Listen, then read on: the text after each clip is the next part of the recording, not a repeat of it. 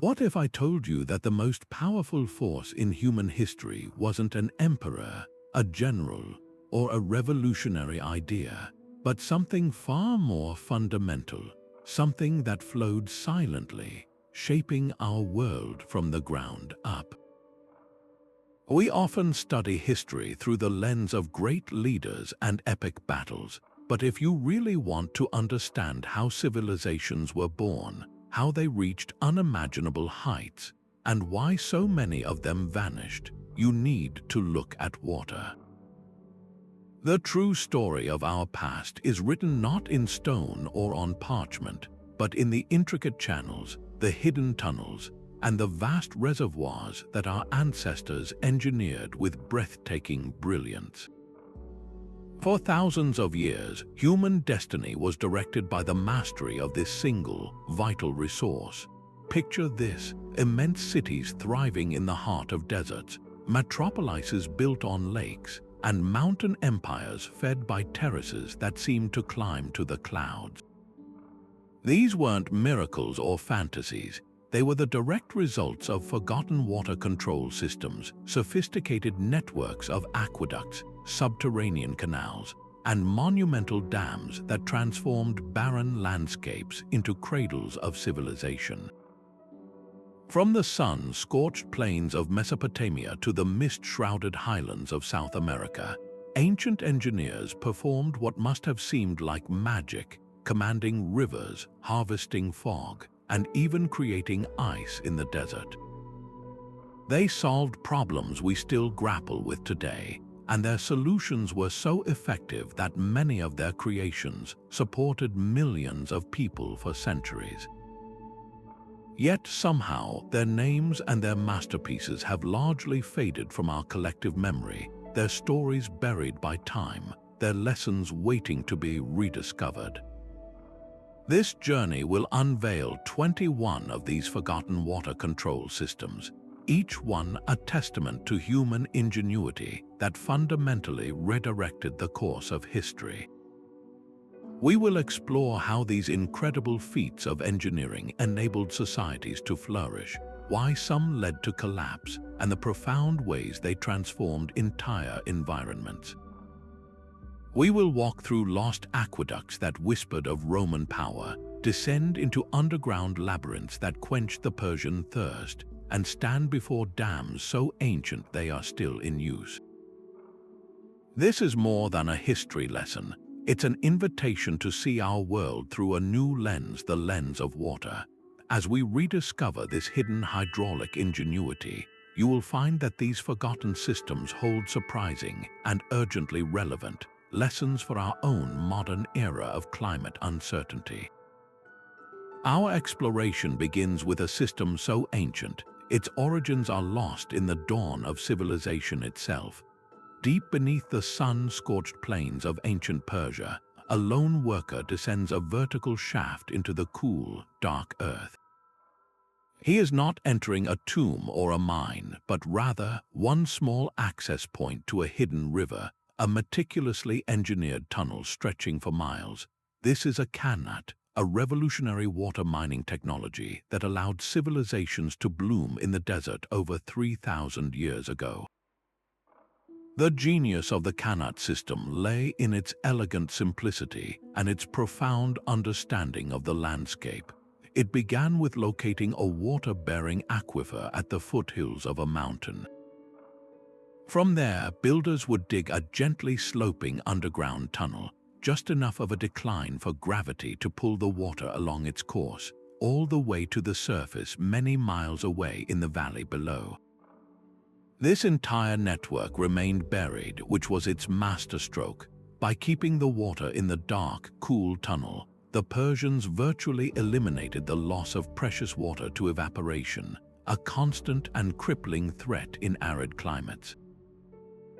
The vertical shafts, which from the air look like a line of giant anthills marching across the desert, served a dual purpose. They provided air circulation for the diggers and for centuries after allowed for maintenance and cleaning of the tunnel. This was not a project of haste but of generations. The construction demanded incredible precision in surveying to maintain that perfect, gentle slope too steep, and the water would flow too fast, eroding the tunnel walls, too flat and the water would stagnate. The knowledge was passed down through specialized guilds of diggers, men who understood the hidden hydrology of the land. The result was nothing short of transformative.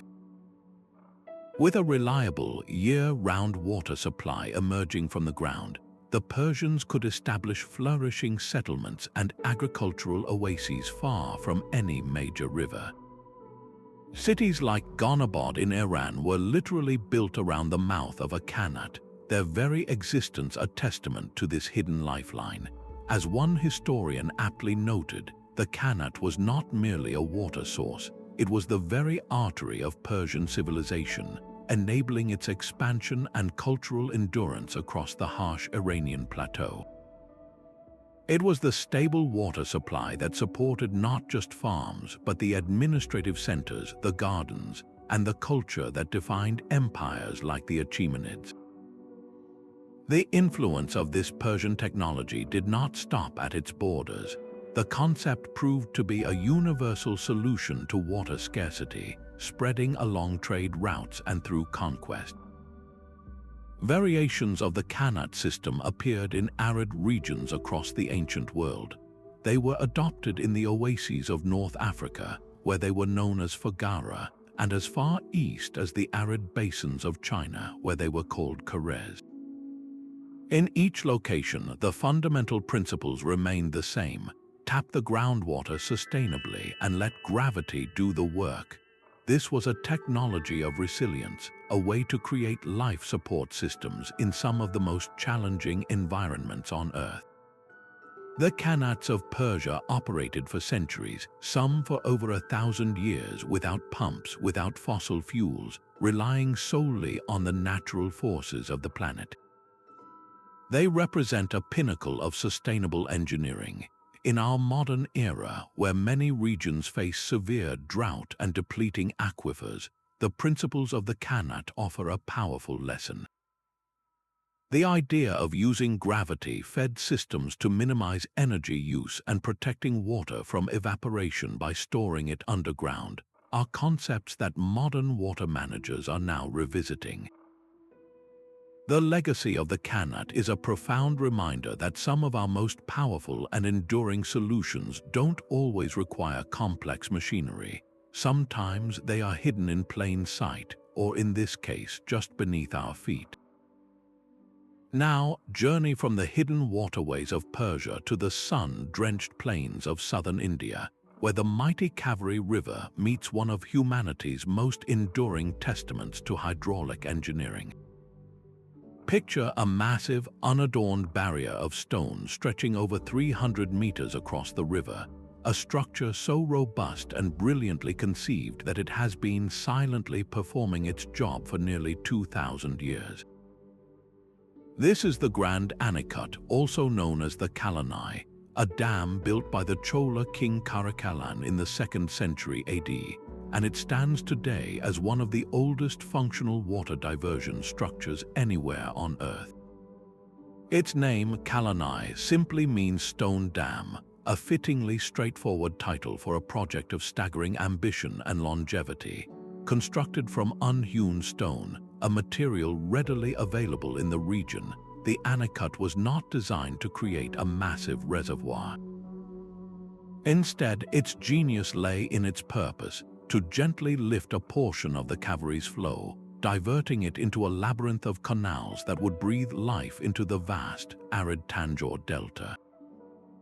The impact of this single structure was nothing short of revolutionary. Before the Anicut, the delta was a challenging landscape, subject to the Kaveri's unpredictable moods, periods of scouring flood followed by parching drought. The dam tamed this cycle by reliably channeling water into a meticulously planned network of canals. The Chola engineers transformed this region into a rice bowl of immense fertility. This agricultural boom did more than just feed people, it fueled an empire. The abundant and reliable harvest supported dense populations, freed up labor for other pursuits, and generated immense wealth through surplus. This economic engine directly funded the golden age of the Chola dynasty, enabling the construction of the magnificent Brihadisvara temple and supporting a vibrant culture of art, literature, and trade that reached across Southeast Asia. The Grand Anicut was, in a very real sense, the foundation upon which Chola naval power and cultural influence were built. The dam's design was a masterclass in sustainable and resilient engineering, principles we are only now fully appreciating. Unlike modern mega dams that seek to completely block a river, the Grand Anicut worked in harmony with the Kaveri's natural flow. Its unique, stepped structure was designed to allow excess monsoon floodwaters to simply flow over its top, continuing downstream without causing catastrophic damage to the dam itself or the canal system. This passive flood management system prevented the buildup of destructive pressure and minimized siltation behind the dam, two major challenges that plague modern hydraulic projects. Experts point to this feature as a pioneering example of working with a river's hydrology rather than fighting against it. The Anicut's success was not just in the main structure, but in the complex web of distribution canals it fed. This network ensured that life-giving water reached thousands of acres of farmland, establishing a template for integrated river basin management that prioritized equitable distribution and long-term agricultural stability. That this ancient stone dam is still in use today, nearly 2 millennia after its construction, is a humbling fact. It has been repaired and supplemented by later dams, but the core structure from the 2nd century continues to divert water, irrigating over 1 million acres of land in the modern state of Tamil Nadu. Its continued operation is a powerful testament to the foresight of its creators and the durability of its simple, elegant design. It forces us to reflect on the lifespan of our own modern infrastructure. While we build with steel and concrete, often aiming for a century of service, the Grand Anicut, built of stone and wisdom, has lasted 20. It challenges our notions of progress and invites us to consider resilience and long-term planning over short-term expediency. What lessons can contemporary engineers draw from a structure that has withstood 2,000 years of monsoon cycles? The answers lie in its respect for natural forces, its use of local materials, and its focus on a system that benefits both the river and the people. From this enduring legacy on the Kaveri River, our voyage turns westward to an empire where water was not just a resource for survival, but a powerful symbol of imperial authority and engineering precision. From the enduring stone of India's Grand Anicut, we travel to the very heart of classical ambition, where water became a symbol of imperial power and civilizational grandeur. Envision the majestic arches of the Aqua Claudia, a monumental ribbon of stone and concrete striding across the Italian countryside, defying valleys and hills to deliver a river of fresh spring water directly into the capital of the world. Commissioned by the notorious Emperor Caligula and brought to completion by his successor Claudius in 52 AD, this aqueduct was more than just a water channel. It was a bold statement of Roman technical superiority and organizational might. Spanning an incredible 69 kilometers from its sources in the Anio Valley, the Aqua Claudia was celebrated not only for its sheer length but for the quality of its construction, built with a core of Roman concrete and faced with durable stone designed to last for ages. Its purpose was as vital as its scale was impressive. The Aqua Claudia was a crucial artery feeding the insatiable thirst of a metropolis of over 1 million people. It supplied the city's vast public bath complexes, which were far more than just places to get clean. They were social hubs, gymnasiums, and libraries central to daily Roman life. It fed countless public fountains, ensuring that even the poorest citizens had access to fresh water, and it supplied the private homes and luxurious gardens of the elite. This constant, reliable flow of water was fundamental to public health, helping to prevent disease and support a dense urban population that would have been impossible otherwise. As the Roman water commissioner Frontinus proudly wrote, the abundance of water did not just serve practical needs but added to the health and elegance of the city. The aqueduct was a public good on a staggering scale, a tangible benefit of Roman rule that reinforced the city's status as the unrivaled capital of the world. The engineering behind this marvel was remarkably sophisticated. The entire system operated on the simple, yet perfectly executed, principle of gravity flow.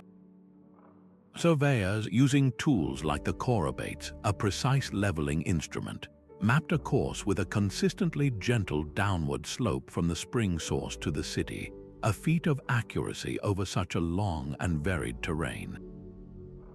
To maintain this gradient across deep valleys, the Romans constructed those iconic arcades tiers of massive stone arches that carried the water channel at the necessary height.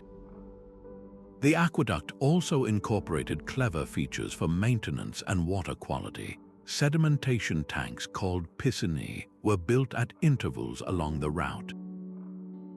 Here, the water would slow down, allowing sand and debris to settle out before the cleaner water continued its journey. The channel itself, the specus, was a covered conduit lined with waterproof cement to prevent leaks, with regular access points for inspectors and workmen. This was not a haphazard construction. It was a meticulously planned and managed piece of infrastructure, showcasing a complete mastery of hydraulics and civil engineering. Building the Aqua Claudia was an undertaking that required the mobilization of an empire's worth of resources. Thousands of laborers, from skilled stonemasons and surveyors to legionaries and slaves, worked for years quarrying stone, mixing concrete, and raising the massive piers and arches. The project demanded not just brute force, but immense organizational skill to coordinate the supply chains, manage the workforce, and finance the entire endeavor. It was a testament to the Roman state's ability to execute vast public works for the perceived benefit of its people and the glory of its rulers. The eventual decline of the Aqua Claudia, however, is a story in itself. As the Western Roman Empire faltered, maintaining such complex infrastructure became difficult. Gothic sieges in the 6th century deliberately cut the aqueducts to cripple the city, and without the centralized power and resources to repair them, the great channels fell silent. The Aqua Claudia, like Rome itself, succumbed to time and neglect, its waters ceasing to flow, its arches left as majestic ruins that still inspire awe today. This raises a profound question about the role of such monumental public works. They were more than just utilities. They were instruments of unity, symbols of a central authority's power to provide for its citizens, and a physical bond that connected the capital to the distant resources of its territories. This theme of water as a unifying force and a tool of statecraft would find a powerful echo far across the ocean in the pre-Columbian civilizations of the Americas. Leaving the monumental stonework of Rome behind, we now journey to one of the most enigmatic and starkly beautiful landscapes on the planet, the Nazca Desert of Peru. Here, under a relentless sun, the earth is etched not only with the world-famous geoglyphs, the colossal figures of spiders and hummingbirds visible only from the sky, but with another, more subtle marvel of engineering. Scattered across the arid plains are strange, spiraling holes that look like portals to another world. These are the surface openings of the Puquios, an elaborate and mysterious system of subterranean aqueducts that turned a near-lifeless desert into a cradle of civilization. Built by the Nazca culture between 500 and 1000 AD, the Puquios were the ingenious solution to a seemingly impossible challenge. how to survive and flourish in one of the driest places on Earth, far from any permanent river. The brilliance of the Puquios lay in their ability to tap into a hidden resource, the underground water tables fed by distant Andean snowmelt. The system worked by constructing horizontal, stone-lined tunnels that sloped gently into the sides of hills or down into valleys, intercepting the groundwater and coaxing it to the surface. This water was then channeled through surface canals called acequias to nourish fields of maize, beans, squash, and cotton, and to supply water for domestic use. This reliable water source was the lifeblood that sustained the Nazca people, allowing them to develop a complex society with ceremonial centers, sophisticated pottery, and of course, the immense cultural project of creating the Nazca line. Without the Puquios, the energy and organization required to create those vast geoglyphs would have been unthinkable. The society that produced one of archaeology's greatest mysteries could only do so because it had first solved the fundamental mystery of water.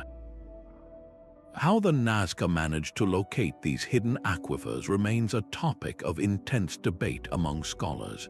Some suggest it required an advanced, intuitive understanding of geology and hydrology, an ability to read the landscape for subtle signs of underground water, perhaps specific types of vegetation or the lie of the land. Others propose a more trial-and-error approach, digging many exploratory shafts until water was found. Regardless of the method, the result demonstrates a profound local knowledge passed down through generations. The construction of the tunnels themselves is another enduring puzzle. The Nazca did not have metal tools or the wheel, yet they carved out and lined these extensive underground passages, moving massive stones and working in cramped, dark conditions. The most distinctive feature of the Puquios, and what sets them apart from similar systems like the Persian Qanats, are those spiraling, funnel-shaped access shafts.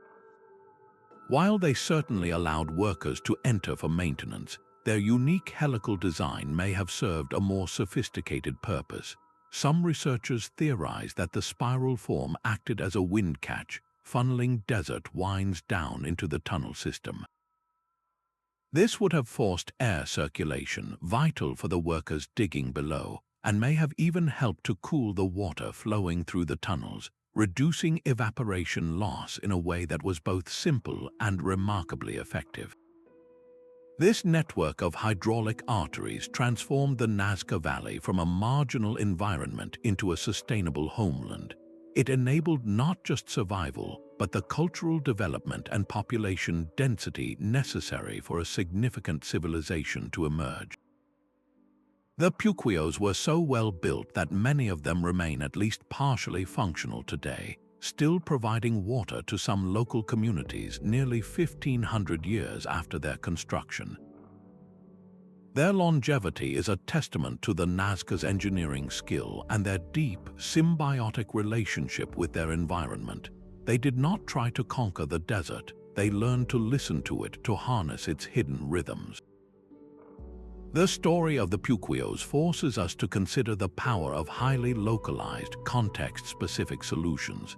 The Nazca did not copy a technology from another culture. They invented one perfectly suited to their unique and extreme circumstances. This kind of indigenous ingenuity, born from direct, long-term interaction with a specific place, offers a powerful model for our own era as we face a world of diverse and escalating environmental challenges. It shows us that the most resilient solutions are often not the most high-tech or universal, but those that are most intimately tailored to the land itself. Now, let's transport ourselves to a site that would have utterly confounded any European explorer of the 15th century. A dazzling city larger than any in Europe, rising from the center of a great lake, its towers and temples connected by bustling canals, and its very foundations interwoven with lush, floating gardens. This was Tenochtitlan, the Aztec capital, and its secret to survival and supremacy lay in one of history's most ingenious agricultural innovations, the Chinampas. Often romantically called floating gardens, these were not actually floating at all. They were instead stationary, artificial islands, meticulously constructed by the Aztecs from around the 14th century onward. The process was a marvel of bioengineering. Workers would first stake out a rectangular plot in the shallow lakebed using woven willow frames. They would then layer the area with mud dredged up from the lake bottom, rich in decaying organic matter, and anchor it all with the deep-rooted, fast-growing Ifugao trees planted around the perimeter. These trees acted as natural retaining walls, their roots binding the structure firmly to the lakebed, creating a new, fertile plot of land from the water itself. The true genius of the Chinampa system was its closed-loop, sustainable cycle. The plots were separated by a network of canals, which served as the lifeblood of the entire operation. Canoe traffic along these waterways wasn't just for transport. It constantly churned the water, aerating it and preventing stagnation. More importantly, the nutrient-rich mud from the canal bottoms, a muck teeming with decomposed plant and animal waste, was regularly dredged and piled onto the Chinampa beds. This constant replenishment acted as a natural, self-renewing fertilizer, eliminating the need for fallow periods and creating some of the most consistently productive farmland the world has ever seen. As one Spanish chronicler, Bernal Diaz del Castillo, observed with astonishment, the Chinampas yielded multiple harvests a year, effectively turning a vast, marshy basin into a veritable breadbasket for an immense urban population. This intensive farming method could produce up to 7 different crops in a single year, from maize and beans to squash, tomatoes, and vibrant flowers, all on the same small plot of human-made land. This agricultural abundance was the direct fuel for Tenochtitlan's meteoric rise. By the early 16th century, the city was home to an estimated 200,000 people, making it one of the largest and most densely populated cities on the planet at the time.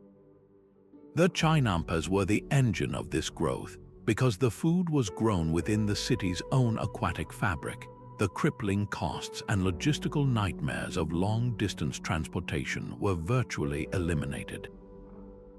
Fresh produce could be harvested in the morning and sold in the city's grand markets by the afternoon. This hyper-localized food system meant the Aztecs could support a huge, non-farming population of artisans, warriors, priests, and administrators, all while insulating themselves from the vulnerabilities of supply lines that plagued other empires. The canals themselves were bustling aquatic highways with canoes carrying not just food, but goods and people, integrating agriculture, commerce, and daily life in a way that was unprecedented. The system also demonstrated a sophisticated understanding of hydrology. The lake system of the Valley of Mexico was a complex one, with a mix of fresh and brackish water. The Aztecs engineered long dikes and levees to manage this delicate balance. The most famous, the Dike of Nezahualcoyotl, was a massive 15-kilometer long structure that separated the fresh water from the spring-fed southern lakes from the salty waters of Lake Texcoco to the north. This crucial piece of infrastructure prevented salinity from seeping into the Chinampa zones, protecting the fragile root systems of their crops and ensuring a continuous flow of fresh water through the canals. When the Spanish conquistadors, led by Hernán Cortés, first laid eyes on this aquatic metropolis, they were simply astounded. They wrote letters back to the Spanish crown describing a city as magnificent as Venice, but on a far grander scale, a place of gleaming white buildings, orderly canals, and unimaginable agricultural plenty, all sustained by a technology they could scarcely comprehend. The success of Tenochtitlan was a testament to a society that didn't see a division between city and farm, between water and land. but instead wove them together into a single, resilient, and breathtakingly productive whole.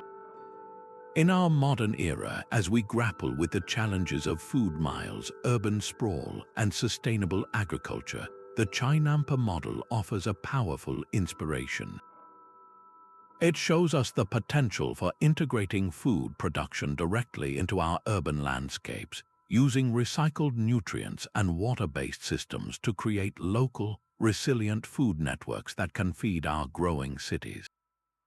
From this stunning aquatic capital in the Americas, our journey takes a dramatic turn to the monsoon-soaked temples of Southeast Asia, where an empire used water on a truly colossal scale to carve its power into the very landscape. From the floating gardens of Tenochtitlan, we journey to the humid, monsoon-drenched heart of Southeast Asia, where an empire used water not just to feed its people, but to manifest its divine authority on a scale that is almost incomprehensible. Picture this: you stand before a vast inland sea, its surface so perfectly still it acts as a giant mirror, reflecting the majestic lotus bud towers of a temple complex against the sky. But this is no natural lake. You are looking at the West Baray of Angkor, an artificial reservoir so immense it stretches 8 kilometers long and 2.5 kilometers wide, a colossal rectangle of water held back by earthen dikes entirely created by human labor. The Barays were the hydraulic heart of the Khmer Empire, constructed between the 9th and 13th centuries, and they represent one of the most ambitious landscape engineering projects the ancient world ever witnessed. In a climate defined by a dramatic seasonal switch, torrential monsoon rains followed by a long, dry period, the Khmer faced a critical challenge. Their solution was to capture the deluge and store it, creating a strategic water reserve that could see their vast population through the dry months and transform their empire into a rice-producing powerhouse. The scale of this undertaking is difficult to overstate. The West Baray alone holds an estimated 50 million cubic meters of water.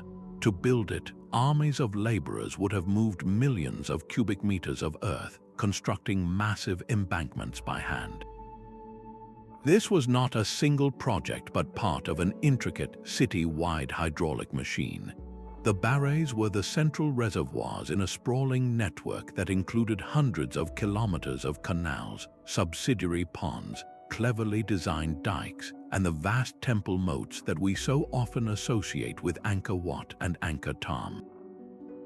This system did far more than just irrigate rice paddies. It was a multi-purpose tool for managing the entire environment. Canals distributed the stored water across the arid landscape during the dry season, enabling farmers to produce 2 or even 3 rice harvests per year.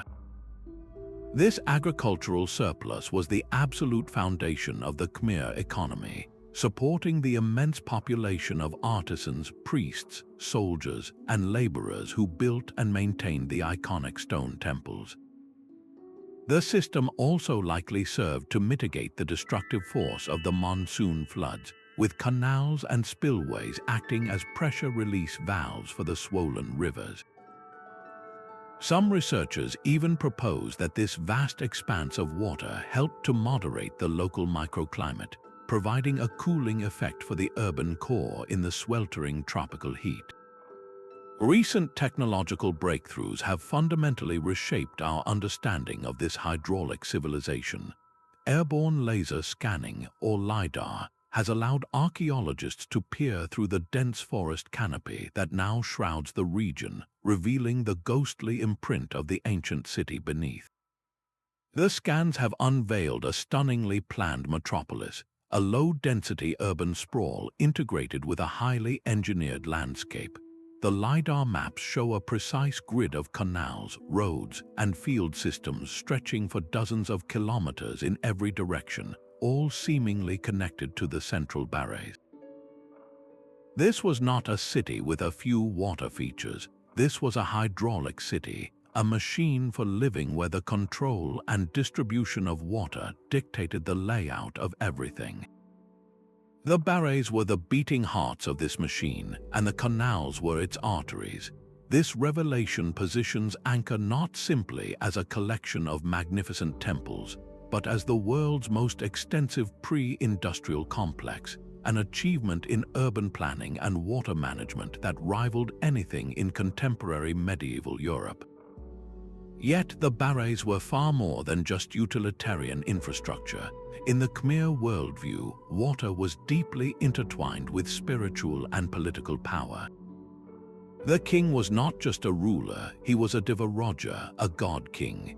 Commissioning a project as grand as a Baray was an act of profound religious merit and a powerful demonstration of his divine mandate. The vast reservoirs, often aligned with precise cardinal directions, were symbolic of the cosmic ocean of Hindu mythology. The central temple, built on an island in the middle of the Baray, like the West Meben in the West Baray, represented Mount Meru, the mythical home of the gods, rising from the primordial waters. By recreating this cosmic geography on Earth, the Khmer kings were asserting their role as the linchpins between the divine and the mortal realms. Controlling the water meant controlling the life force of the kingdom, and by extension, demonstrating a power that was both spiritual and absolute. The water in the Barays was thus sacred, used in ritual ceremonies and reinforcing the idea that the king's prosperity and the kingdom's prosperity were one and the same. This grand symbiosis of water, power, and faith, however, contained the seeds of its own vulnerability.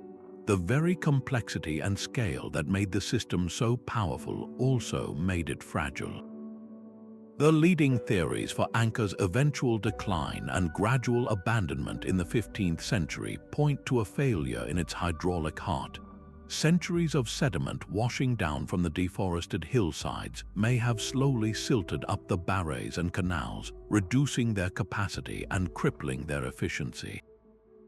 At the same time, evidence suggests the region was hit by a series of severe droughts, followed by intense monsoons, a volatile climatic shift that would have overwhelmed the finely tuned system. A network designed for a predictable pattern of seasonal rainfall could not cope with such extremes. The intricate canals that once sustained life may have become channels for destructive floods, and the silting reservoirs would have failed when water was most needed. The societal contract, based on the god-king's ability to provide water and prosperity, would have shattered under such strain. The Grand Barays, once symbols of unshakable power, became monuments to a profound truth. Even the most brilliant human engineering is ultimately at the mercy of the environment it seeks to control. The story of Angkor is a timeless lesson in the delicate balance between ambition and sustainability, a lesson that echoes from the Cambodian jungles to the ancient plains of Assyria. Long before the Caesars of Rome dreamed of their monumental water channels, a different kind of empire builder was carving his legacy into the stone of northern Iraq. The Jerwan Aqueduct stands not as a ruin of a later age, but as a pioneering prototype, one of the very first aqueducts ever constructed, a testament to the brutal efficiency and grand ambition of the Assyrian Empire under King Sennacherib. Around 690 BC, Sennacherib initiated a hydraulic revolution to fuel his capital, Nineveh, transforming it into what was likely the largest city in the world at that time. His vision was staggering, a 50-kilometer-long channel designed to bring a reliable torrent of water from the Gomul River directly to the heart of his metropolis. The scale of the construction still inspires awe. This was not a simple ditch. It was a meticulously engineered conduit built from over 2 million individually cut stone blocks, each one fitted into place to form a channel that was then sealed with a waterproof cement lining, an innovation to prevent precious water from seeping back into the earth across its long journey. This aqueduct was the crown jewel in a vast network of public works that Sennacherib commissioned, a system that included massive canals, regulating dams, and even the earliest known depictions of a water-raising screw, all working in concert to quench the thirst of a burgeoning population and irrigate the legendary royal gardens, which some historians speculate may have been the fabled hanging gardens of Babylon. Though located in Nineveh, the engineering precision required for such a project reveals an advanced understanding of physics that we often reserve for later civilizations. The entire 50-kilometer course had to maintain a precise, gentle, and consistent gradient. If the slope was too steep, the water would flow with destructive force, eroding the stone channel walls. If it was too shallow, the water would stagnate, becoming a breeding ground for disease and failing to reach its destination. Assyrian surveyors, using simple but effective tools like sighting poles and water levels, managed to achieve this perfect decline across a varied landscape of hills and plains. They were mastering the principles of gravity-fed hydraulics centuries before the Romans would perfect their own aqueducts, proving that this foundational knowledge of water management was being developed independently in multiple cradles of civilization. The Jerwan aqueduct was without question a practical marvel that enabled Nineveh to support a population numbering in the hundreds of thousands, concentrating human capital and economic power on an unprecedented scale. Yet for Sennacherib, the water itself was only half the point. The aqueduct was also a powerful piece of propaganda, a physical manifestation of his absolute power. He left behind royal inscriptions that are not merely records of construction, but boastful proclamations of divine-like authority. He famously claimed to have directed the flow of rivers according to his will, framing the project not as a public service, but as a demonstration of his personal dominance over the natural world. In the Assyrian mindset, a king who could command rivers and make the desert bloom was a king who acted with the favor of the gods. By providing such a fundamental resource, he was performing the primary duty of a Mesopotamian ruler, to be the shepherd of his people, the guarantor of order and prosperity. Controlling the water meant controlling the lifeblood of the kingdom, and this control was a potent tool for centralizing state power.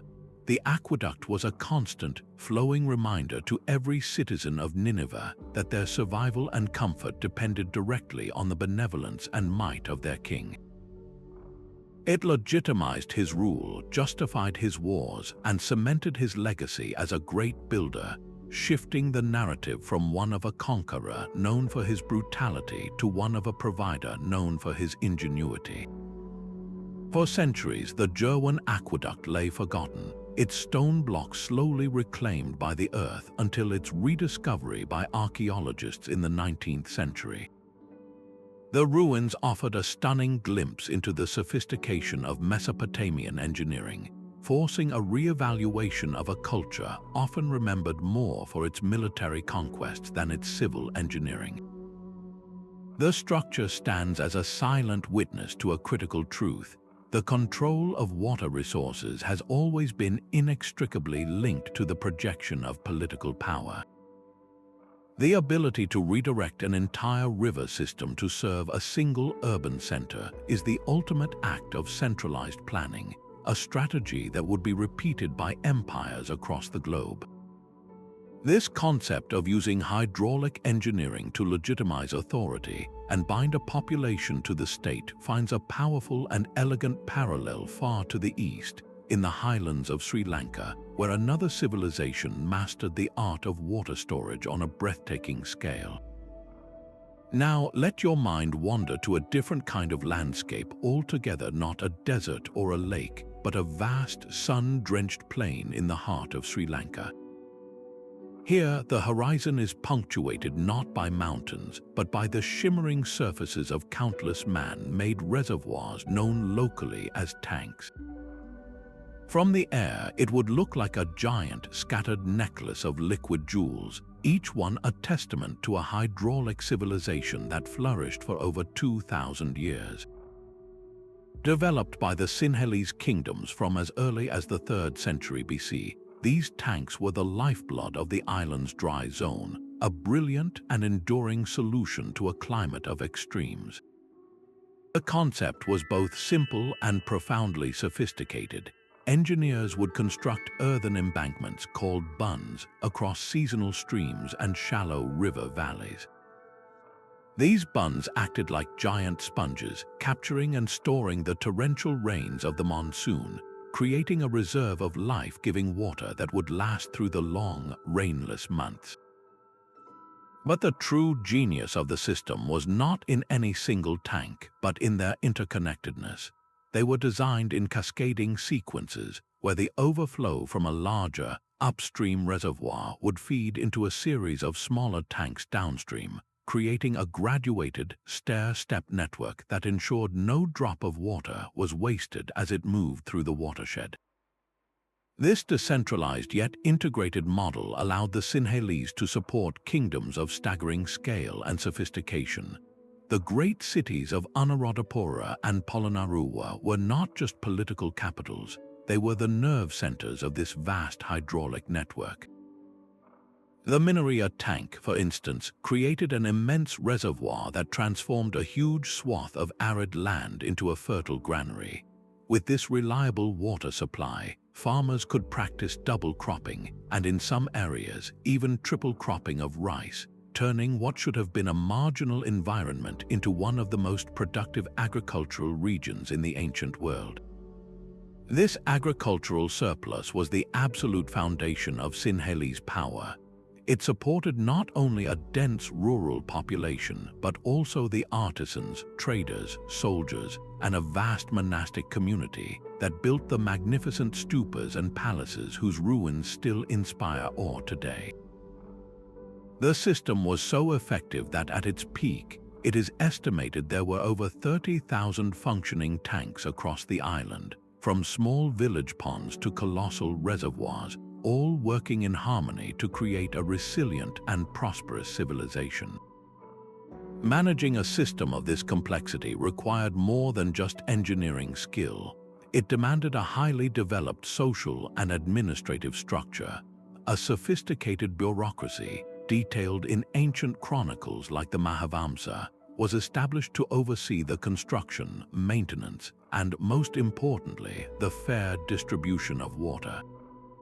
Officials known as Jalapalaka or water regulators were appointed to manage the sluice gates and canals, ensuring that water reached every field according to a strict rotational schedule.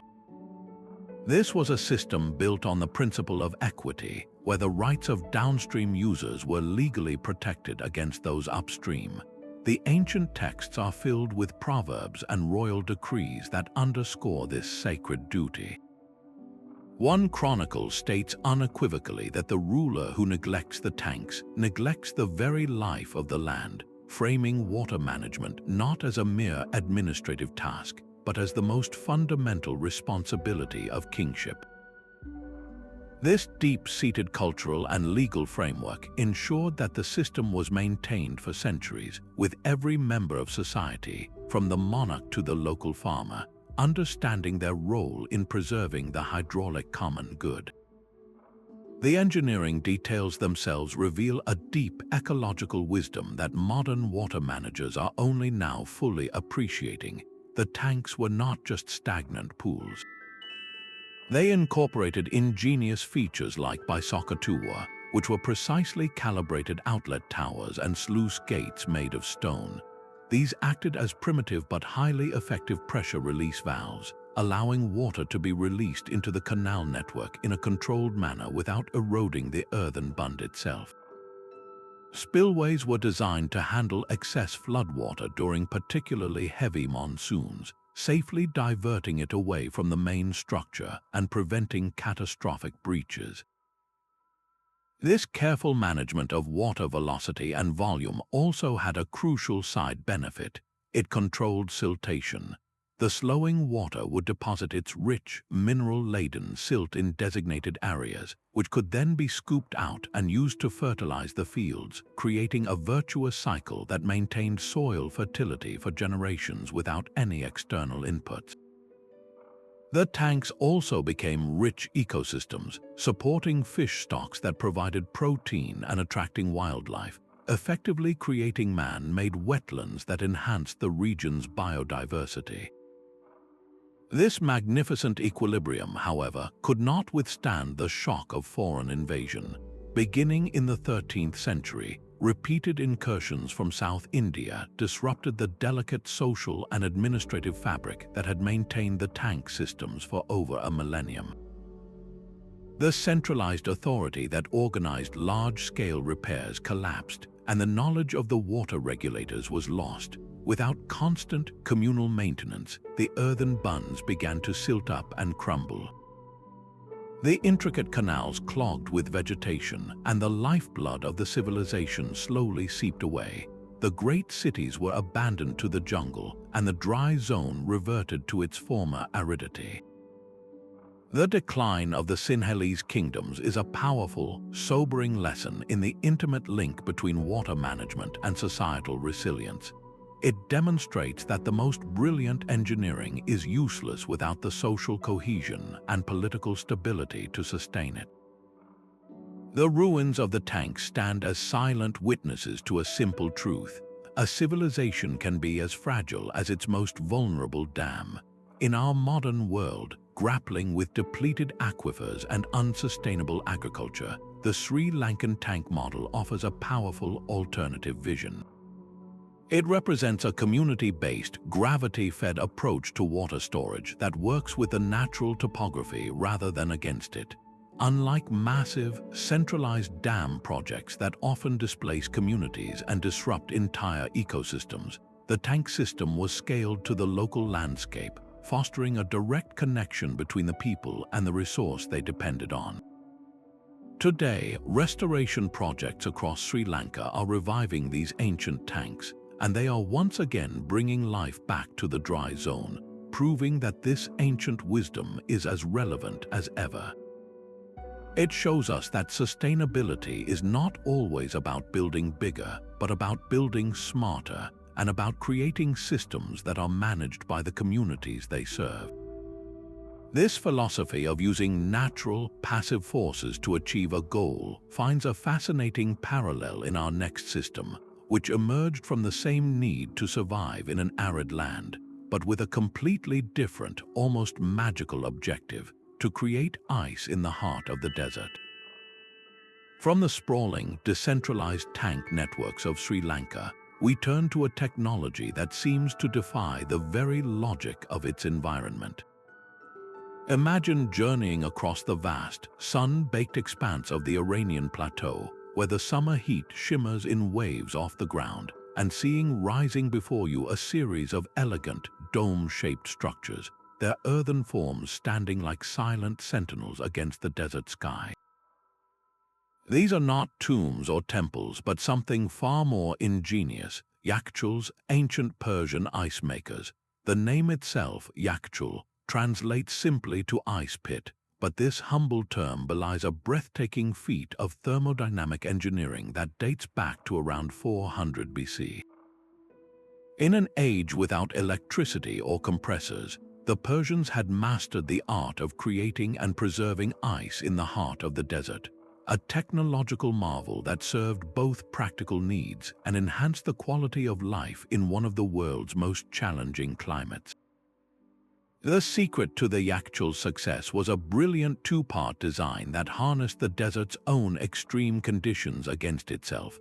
The most visible component was the conical dome above ground, often built with a special mortar called saruj, a mix of clay, sand, ash, and other materials that was not only incredibly strong but also highly resistant to heat transfer. This dome acted as a giant shade, protecting the heart of the operation below. Beneath it lay a massive subterranean storage chamber, a deep pit that could be as much as 15 meters deep, where the ice was kept. This underground space was insulated with incredibly thick walls and often connected to a qanat, the underground canal system we explored earlier, which helped maintain a consistently cool, stable temperature. But the real magic happened outside the main structure. leading into the Yakhchal were shallow, above-ground canals. On cold, clear winter nights, when the desert sky offered no insulating cloud cover, these channels would be filled with water. Through a process known as radiative cooling, the water would rapidly lose its heat to the night sky, often dropping several degrees below the ambient air temperature. Even if the air was only just at freezing, the water in these shallow channels could freeze solid, aided by the relentless evaporative cooling from the dry desert winds. Before the sun could rise and reclaim the frozen prize, workers would swiftly harvest the thin sheets of ice formed in the channels and transport them down into the deep, insulated storage pit. There, the ice was packed in layers, often separated by insulating straw or cloth, and stored for the long months ahead. The design was so effective that historical accounts describe ice remaining solid right through the blistering heat of the Persian summer. This wasn't just a luxury, it was a revolution in public health and food security. The availability of ice allowed for the preservation of perishable foods, reducing spoilage and waste. It enabled the creation of chilled drinks and delicacies like falude, a traditional frozen dessert, providing comfort and relief from the oppressive heat. On a larger scale, it could have been used in medical contexts to reduce fevers or numb pain during procedures. The Yakhchal transformed a hostile climatic reality into a manageable one, turning the harsh desert winter into a resource that could be banked and drawn upon for summer survival. This entire process demonstrates a profound, almost intuitive grasp of physics that modern science has only recently begun to codify with complex equations. The Persians were masters of passive cooling, leveraging natural forces without any mechanical input. They understood evaporative cooling, using the dry desert air to wick away heat from the water channels. They expertly utilized radiative cooling, knowing that a clear night sky acts as a massive heat sink. They perfected the principles of thermal mass and insulation, using the earth itself and thick saruj walls to create a stable microclimate. The Yakhchal is a testament to a form of knowledge built not in laboratories, but through centuries of careful observation and refinement, a deep dialogue between a people and their environment. It stands as a pinnacle of sustainable technology, achieving a desired outcome: refrigeration, with zero energy consumption beyond the initial labor of construction. It is also important to see the Yakhchal not as an isolated invention, but as a brilliant node in a larger, integrated hydraulic network. Often, the very same Qanat that provided drinking and irrigation water for a community would also feed the channels of its Yakhchal. This represents a stunningly efficient and multi-layered use of a single resource. The same water that grew crops in the fields could, in its winter phase, be transformed into a cooling agent, demonstrating a holistic approach to resource management that is deeply impressive. The water served agriculture, then public health and comfort, before potentially being recycled back into the system. This circular thinking is a powerful antidote to our modern, often linear, approach to resource use. The legacy of the Yakhchal is far from forgotten. Its design principles are experiencing a renaissance in contemporary architecture, where engineers and designers are looking to these ancient passive cooling techniques to reduce our reliance on energy-intensive air conditioning. The concept of using thermal mass, underground cooling, and wind-catching towers to regulate building temperatures is a direct echo of the Persian ice pits.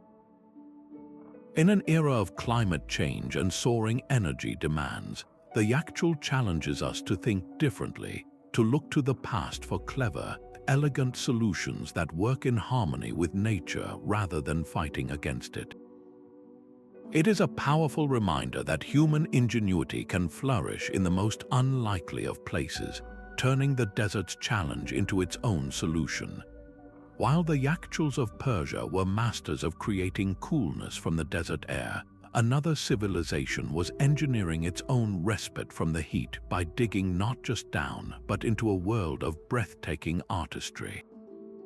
Now imagine leaving the stark, sun-bleached horizon behind and stepping into the cool, shaded embrace of a colossal inverted palace. You are not entering a building that rises towards the sky, but one that descends deep into the earth. This is a stepwell or bayali of the Indian subcontinent, and it represents one of the most profound and beautiful convergences of utility, architecture, and community ever conceived. Built primarily in the arid regions of Western India, with origins stretching back thousands of years, these were not mere holes in the ground. They were intricate, multi-storied structures, monumental excavations lined with hundreds, sometimes thousands, of steps that cascaded down to the fluctuating water table. In a land defined by scorching summers and the dramatic swing between monsoon deluge and parching drought, the stepwell was a genius adaptation. Its design was a direct response to the environment. The steps ensured that no matter how far the water receded during the dry season, people could always descend to reach it, a life-saving feature during times of severe water scarcity. Simultaneously, during the intense monsoon rains, the same steps and subterranean chambers would act as a massive rainwater harvesting system, capturing the runoff and allowing it to percolate down, replenishing the very aquifers they tapped. To view a stepwell as just a water source, however, is to miss its true soul. These were vibrant, multifunctional public spaces, the beating social hearts of their communities. The descent into a stepwell was a journey from the harsh, external world into a realm of cool, quiet tranquility. The temperature could drop by 10 or 15 degrees as you went deeper, offering a vital refuge from the oppressive heat. Elaborately carved pavilions, pillared galleries, and shaded landings were built into the sides of the excavation at various levels. These were not for decoration alone, they were community living rooms. Here, travelers would rest, merchants would meet, and local women would gather, not only to collect water but to socialize, share news, and escape the confines of their daily routines. The steps themselves became seating for audiences during impromptu performances or religious discourses. In this sense, the stepwell functioned as a crucial civic center, a place where the practical chore of water collection was transformed into a rich social ritual, weaving the community together in a shared, essential space. This fusion of the practical and the profound reached its zenith in the stepwell's role as a religious and artistic monument. Commissioning a stepwell was considered one of the highest acts of philanthropy and piety, a deed of immense spiritual merit. An ancient Sanskrit text encapsulates this belief perfectly, stating that building a stepwell is a merit that quenches the thirst of many lifetimes. Royalty and wealthy patrons competed to build the most magnificent bayolis, turning them into canvases for staggering artistic expression. Take, for instance, the Rani Kai Vav, or the Queen's Stepwell in Gujarat. This UNESCO World Heritage Site is less a well and more a subterranean temple, a breathtaking example of Maru Gurjara architecture. Its walls are a vertical tapestry of thousands of exquisitely carved sculptures depicting Hindu deities, mythological scenes, and celestial nymphs. Every surface tells a story, transforming the act of fetching water into a spiritual pilgrimage. As you descended the steps, you were literally walking past a pantheon of gods and goddesses, a descent into a sacred realm where every drop of water was sanctified by the artistry that surrounded it. This was architecture in service of both the body and the soul, a place where the physical need for water was inextricably linked to cultural expression and divine reverence. The engineering hidden within these ornate structures was as sophisticated as the art was beautiful. beyond the visible steps and chambers, many stepwells featured a hidden network of subterranean tunnels. These tunnels served a critical hydraulic purpose, connecting the main well to nearby water bodies like rivers or lakes. This functioned as a natural water management system. During the dry season, the well would draw from the groundwater, but during a flood, the tunnels could help distribute excess water, preventing the well from being overwhelmed and aiding in groundwater recharge. The entire structure was a masterclass in passive climate control. The thick earth walls provided immense thermal mass, keeping the interior cool in summer and warm in winter. The deep, shaded design minimized evaporation, preserving every precious liter of water.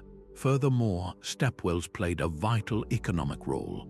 They were often strategically located along major trade routes, serving as essential oases for caravans. A merchant traveling across the Thar Desert knew that a stepwell like the Chand Bayori in Rajasthan, with its 3,500 steps arranged in a mesmerizing geometric pattern, meant not just water for his camels, but a safe, cool place to rest, reinforcing the stepwell's position as a linchpin of regional commerce and connectivity. The decline of these magnificent structures is a story of changing technology and shifting social patterns. With the advent of British colonial rule and the subsequent spread of modern piped water systems and electric pumps, the daily journey to the stepwell became unnecessary. The social ritual of communal water collection faded, and these architectural wonders, no longer central to daily survival, were gradually abandoned. Many fell into disrepair, becoming filled with silt and garbage, their intricate carvings weathered by time and neglect. Yet, in recent decades, a powerful movement has emerged to restore and reclaim these heritage sites. Archaeologists, historians, and local communities are working to dredge the wells, stabilize the structures, and recognize their immense value, not just as historical curiosities, but as testaments to a holistic way of life. They stand as a powerful reminder of a time when infrastructure was not hidden away, but was instead celebrated, beautified, and integrated into the very fabric of social and spiritual life. The stepwell challenges our modern, often utilitarian, approach to water management. It asks us to consider whether our own infrastructure could do more. Could it also be beautiful? Could it foster community? Could it inspire a sense of reverence for the vital resource it provides? The stepwell was a complete system, addressing physical thirst, social connection, artistic yearning, and spiritual contemplation, all within one brilliantly conceived space. From these cool, contemplative depths, our journey now lifts its gaze to an entirely different kind of water landscape, one carved not into the earth, but into the very sides of mountains, high among the clouds of the Philippines. Leaving the cool, carved depths of India's stepwells, we ascend now quite literally to a landscape that seems to defy gravity itself. High in the Cordillera Mountains of Luzon in the Philippines, a vision of breathtaking beauty and engineering audacity unfolds across the slopes, the Ifugao rice terraces. Often called the eighth wonder of the world, these are not mere fields but a living, breathing masterpiece, a tapestry of emerald green steps carved directly into the contours of the mountains over 2,000 years ago. This is not a relic of a lost civilization. It is a continuously cultivated, living landscape maintained by the Ifugao people, whose identity is as deeply rooted in this terrain as the stones that hold their paddies in place. To stand before them is to witness a slow, patient conversation between humanity and the earth, a conversation that has been ongoing for centuries, written in mud, water, and stone. The sheer scale of the hydraulic system that sustains this mountain agriculture is almost beyond comprehension. The entire structure operates on the elegant, yet complex, principle of gravity-fed irrigation, a symphony of water conducted from the cloud-catching rainforests that crown the highest peaks.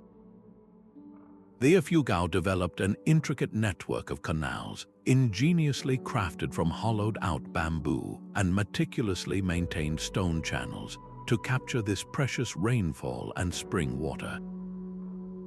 This network acts as the landscape's circulatory system, directing the water from the highest terraces down to the lowest, flowing from one paddy to the next through carefully managed openings in the walls. This method is not only efficient but profoundly sustainable. By allowing the water to descend gradually, it prevents the violent erosion that would otherwise scour the steep mountainsides down to bare rock. The water itself, saturated with organic matter from one level, fertilizes the next, creating a nutrient-rich flow that sustains the rice crop without the need for external chemicals. The stone and mud walls that retain the water in each paddy are more than just barriers. They are thermal mass, absorbing heat during the day and releasing it at night, creating unique microclimates that allow rice to thrive at altitudes where it would otherwise struggle to grow. This is engineering that doesn't fight the mountain but works in concert with its every curve and incline. This monumental achievement was not the product of a central king or a commanding state. It was born from and sustained by a unique cultural worldview, one where community, ritual, and the natural environment are inextricably linked. The Ifugao's entire society is organized around the principle of badangan, or mutual cooperation. The construction and maintenance of the terraces and their irrigation channels is a communal responsibility, a shared labor that reinforces social bonds and ensures everyone's survival. This extends to the most critical resource, the water itself. A sophisticated yet unwritten set of rules governs its allocation, managed by a council of village elders. These elders possess a deep, generational knowledge of the watershed and act as impartial judges, ensuring that water is distributed equitably among all families, with a keen understanding of whose fields lie upstream and whose depend on the flow from above. This system of communal management is not merely administrative, it is sacred. As one Ifugao elder poignantly expresses, the water flows like blood through our fields, connecting us to our ancestors. Water is not a commodity to be owned, but a spiritual force, a gift from the gods that must be honored and shared. Rituals and festivals mark every stage of the agricultural cycle, from the planting to the harvest, prayers offered to the rice gods and the ancestral spirits to maintain the delicate balance of the system. This integration of the spiritual with the practical has been the key to the system's phenomenal longevity. In recognition of this profound harmony, the Ifugao rice terraces were rightfully designated a UNESCO World Heritage Site, celebrated as a masterpiece of human creative genius. UNESCO specifically highlighted the terraces as an outstanding example of sustainable land and water use that has persisted for millennia, a powerful model for the world. Yet, this living heritage now faces its greatest challenges. The very world that admires the terraces also pulls the younger generations away. Modernization and the lure of higher-paying jobs in urban centers have led to a migration of youth, creating a labor shortage that threatens the meticulous, hands-on maintenance the walls and canals require. Furthermore, climate change introduces a new layer of uncertainty, with shifting rainfall patterns, more intense typhoons, and unexpected droughts disrupting the ancient, predictable rhythms of the hydraulic cycle. A terrace system that depends on a consistent flow from mountain forests is vulnerable when those forests are affected by a changing climate.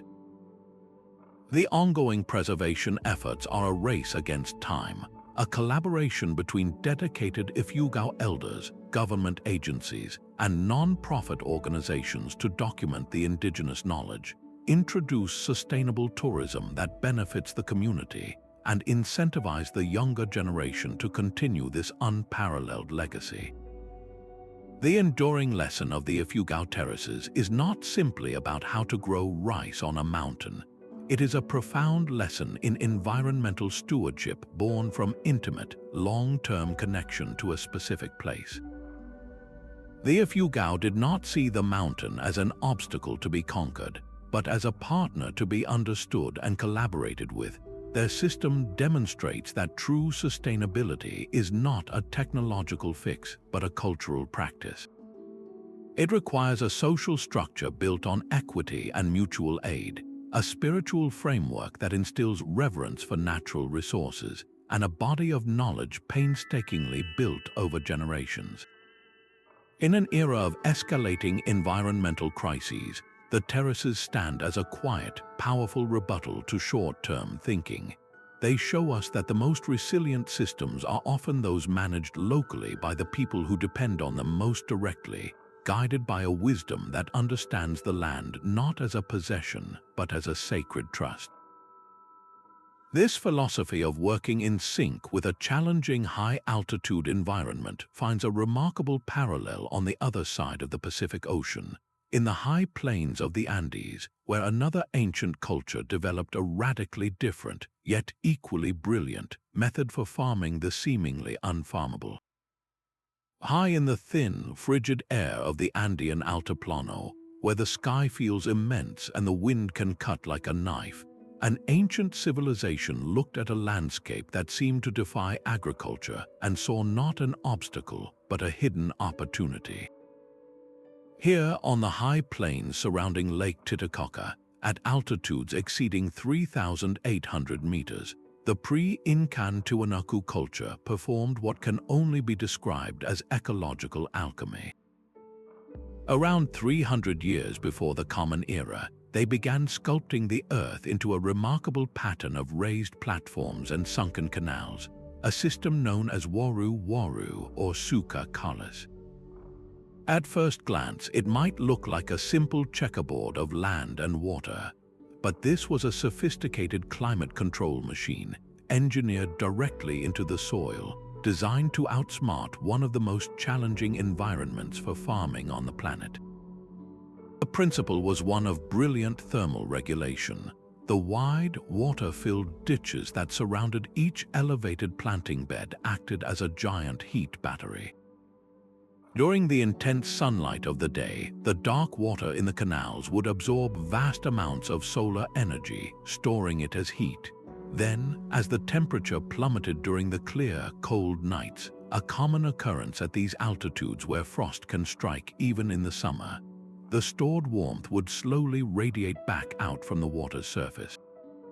This created a protective thermal blanket of slightly warmer air over the adjacent raised beds, often raising the temperature by several critical degrees, just enough to shield delicate potato seedlings and hardy quinoa plants from a deadly freeze.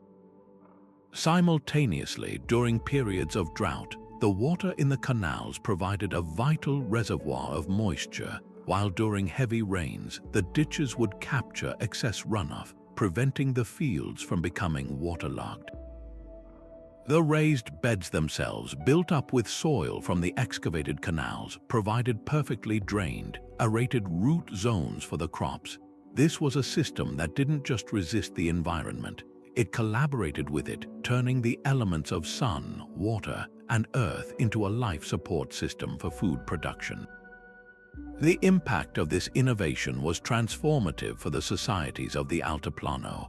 By creating a stable and predictable microclimate, the Waru system allowed the Tiwanaku and later cultures to support large, concentrated populations in a region where conventional, flat-field agriculture would have been a constant gamble with famine.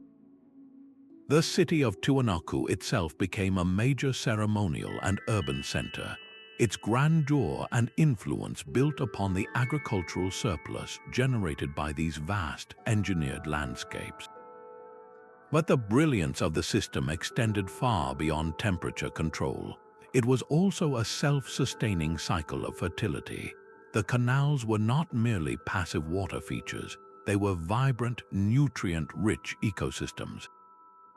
Aquatic plants would grow in the water, and organic matter would accumulate at the bottom, decomposing into a rich, fertile muck. Periodically, the farmers would dredge this nutrient-dense sludge from the canals and spread it onto the raised planting beds. This practice constantly replenished the soil, introducing essential nutrients and organic matter that boosted crop yields season after season, year after year, without any need for imported fertilizers or soil amendments. Experts studying these ancient fields have noted that this created a completely closed-loop, sustainable agricultural system. The crops fed the people managed the landscape, and the landscape, in turn, regenerated itself. It was a perfect demonstration of a circular economy long before the term was ever coined, a testament to a profound understanding of ecological relationships where nothing was wasted and every element served multiple, interconnected purposes. This harmonious and highly productive way of life, however, was shattered by the arrival of the Spanish conquistadors in the 16th century. The colonial regime, with its focus on European-style agriculture, mining, and livestock introduced from the Old World, failed to recognize the sophistication of the Waru system. To them, it may have appeared as primitive or unnecessarily labor-intensive. The knowledge and social organization required to maintain the intricate network of raised fields and canals were disrupted, and the system was largely abandoned. The consequences were severe and immediate. Without the protective thermal buffering of the Waru, crops became far more vulnerable to the Altiplano's frequent frosts. The loss of the self-fertilizing canal system led to declining soil fertility. The result was widespread local food shortages and a collapse of the agricultural foundation that had sustained indigenous civilizations for over a millennium. The abandoned fields slowly reverted to the flat, marshy plain, and the knowledge of how to build and manage them faded into near obscurity, becoming little more than faint, ghostly patterns visible from the air. Yet the story of the Waru does not end there. In a powerful twist, modern agricultural scientists and development workers, confronted with the challenges of climate change, have begun to look back at this ancient technology with renewed interest and respect. Starting in the 1980s, experimental projects in Peru and Bolivia set out to revive the Waru system. The results have been striking. In trial after trial, these reconstructed raised fields have demonstrated a remarkable resilience to climate variability. They have consistently produced higher yields than conventional flat fields, especially during unexpected frosts or droughts. The very features that made them successful 2,000 years ago, frost protection, water conservation, and self-fertilization, are proving to be invaluable assets in a modern world facing unpredictable weather patterns. This revival is more than just a technical exercise. It is a process of cultural reclamation. It involves collaborating with local Quechua and Aymara communities, relearning and adapting the old principles, and blending ancestral knowledge with contemporary scientific understanding. The success of these projects offers a compelling alternative model for food security, particularly in the world's more marginalized and climate-vulnerable regions. It stands as a powerful rebuke to the idea that advanced agricultural solutions must be high-tech, energy-intensive, or dependent on global supply chains. The Waru exemplifies a low-tech, high-knowledge approach, proving that some of the most powerful tools for our future may well be rooted in the wisdom of our past. It forces us to reconsider what true innovation looks like, suggesting that it is not always about inventing something new, but sometimes about remembering something profoundly intelligent that we forgot. Now, let's shift our focus from the high-altitude farms of the Andes to the very edge of the continent, where the ocean itself became an engine of industry. Picture the rugged coastlines of medieval Europe, in places like Suffolk in England or Brittany in France, where a unique and relentless rhythm dictated the pace of work.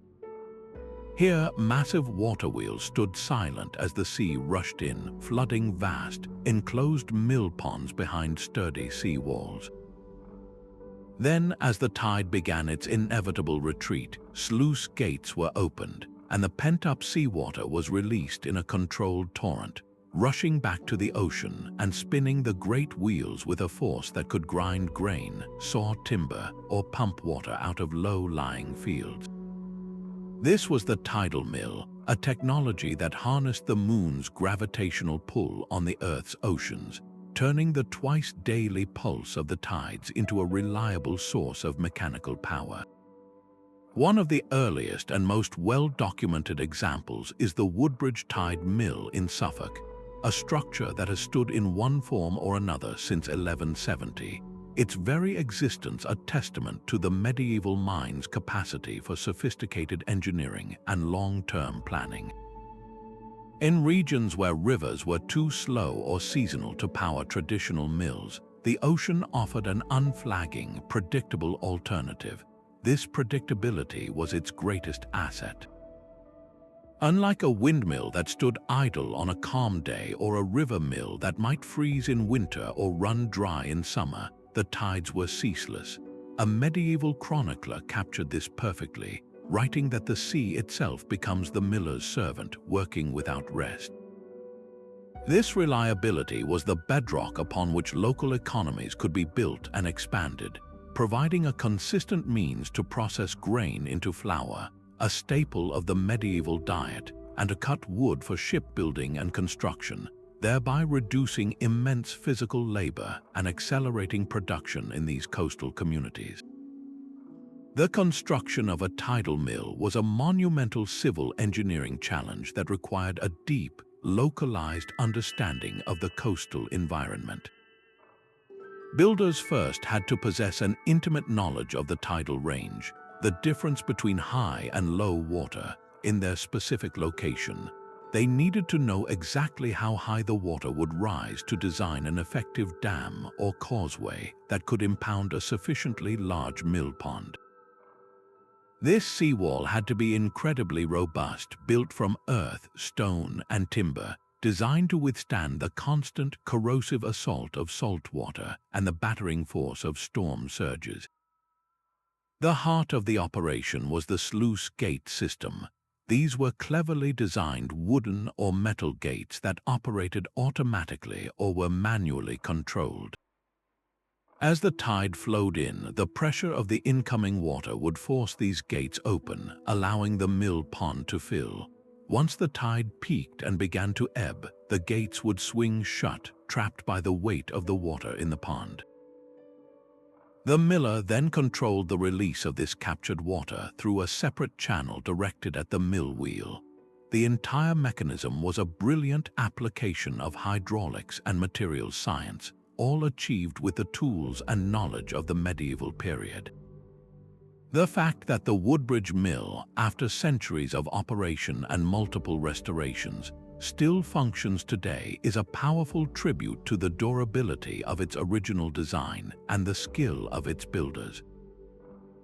Beyond their technical ingenuity, tidal mills often functioned as powerful catalysts for social organization and community cohesion.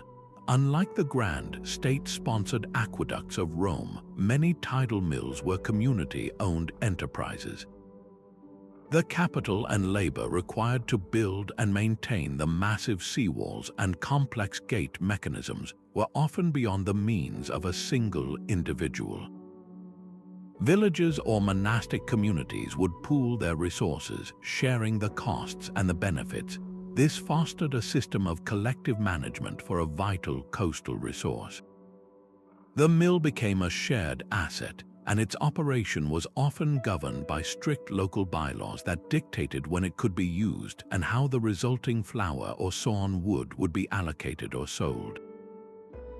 This communal approach not only spread the financial risk but also strengthened social bonds, creating a shared stake in the prosperity of the settlement. Furthermore, the presence of a reliable mill often acted as a nucleus for growth, attracting other trades and services and contributing directly to the expansion of maritime villages into bustling small ports. The mill was more than just a machine. It was a social and economic hub that shaped the very development of the coastal landscape. While the age of steam and the widespread adoption of electricity eventually rendered most tidal mills obsolete, their legacy is far from forgotten. The fundamental principle of capturing the kinetic energy of moving water remains the cornerstone of modern hydropower. More specifically, the tidal mill is the direct ancestor of contemporary tidal power projects. Today's engineers are revisiting this ancient concept on a massive scale, developing tidal lagoons and underwater turbines that seek to harness the same predictable lunar energy that medieval millers used.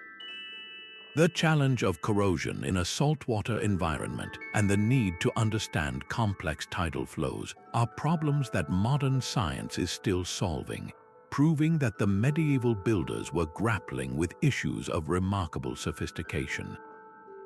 The tidal mill stands as a brilliant example of humanity's ability to adapt a universal principle harnessing water power to a highly specific and challenging environment. It demonstrates a versatile intelligence, one that looked at the powerful, restless sea and saw not just a barrier or a source of food, but a tireless, programmable engine. This same spirit of ingenious adaptation, of drawing a vital resource from an unexpected place, is mirrored in our next system, where a different kind of atmospheric water was captured, not from the ocean's might, but from the silent, drifting clouds of fog. From the powerful, predictable rhythms of the ocean's tides, we turn to a technology that captures water from a source so ethereal it seems like magic, the very air itself. High on the wind-swept volcanic slopes of the Canary Islands, the indigenous Guanche's people performed a kind of hydrological alchemy long before European ships ever appeared on the horizon. They looked upon the dense, rolling banks of fog that the trade winds pushed relentlessly inland from the Atlantic Ocean and saw not an obscuring mist but a river in the sky. Their solution was as elegant as it was effective. They erected large, vertical screens made from woven plant fibers, often using the leaves of local trees or dense shrubs, positioning them like silent sentinels on the hillsides facing the prevailing winds. As the moisture-laden fog swept through these mesh barriers, countless tiny water droplets would be physically captured on the intricate web of fibers. These minuscule beads of water would then coalesce, growing heavier and heavier until gravity took over, pulling them down the mesh where they would trickle into carefully placed collection channels carved from stone or wood, and from there flow into storage tanks or cisterns. In an otherwise arid landscape where permanent rivers were non-existent and rainfall was often scarce and unpredictable, this system provided a reliable, fresh water source, enabling the Guanches to support not just basic survival, but small-scale agriculture and stable settlements in areas that would have otherwise been uninhabitable. The genius of this innovation lies in the Guanche's profound, intimate understanding of their unique microclimates. They possessed a deep, localized knowledge of hydrology, knowing precisely which hillsides and valleys were frequented by the thickest and most persistent fog banks, a knowledge passed down through generations of careful observation. This was not a technology that could be applied randomly. Its success depended entirely on strategic placement to maximize the interception of wind-driven fog. The Guanches learned to read the landscape and the weather patterns with a precision that allowed them to tap into this atmospheric resource consistently. This intimate relationship with their environment allowed them to thrive in relative isolation for centuries, developing a distinct and complex culture that was deeply rooted in sustainable resource use. Their entire society was a testament to the principle of observing and utilizing natural phenomena for survival, demonstrating that human ingenuity flourishes not in dominating nature, but in learning to work within its specific rhythms and offerings. The fog harvesting practices of the Guanches were a brilliant adaptation, a perfect marriage of need and opportunity that turned a climatic feature into a civilizational tool. This ancient wisdom did not vanish with the passing of the Guanche culture. In our modern era, as many regions across the globe face increasing water scarcity, scientists and engineers have looked back to this simple, elegant concept and given it a new life with contemporary materials. Modern fog harvesting projects, from the arid coasts of Peru and Chile to the mountains of Nepal, and even in parts of California, use large, durable synthetic meshes, often made from polyethylene or polypropylene, which are exceptionally efficient at capturing microscopic water droplets. The basic principle remains unchanged, but the scale and efficiency have been dramatically improved. Researchers have optimized the size and weave of the mesh to maximize surface area and droplet capture, while sturdy metal frames ensure the collectors can withstand strong winds.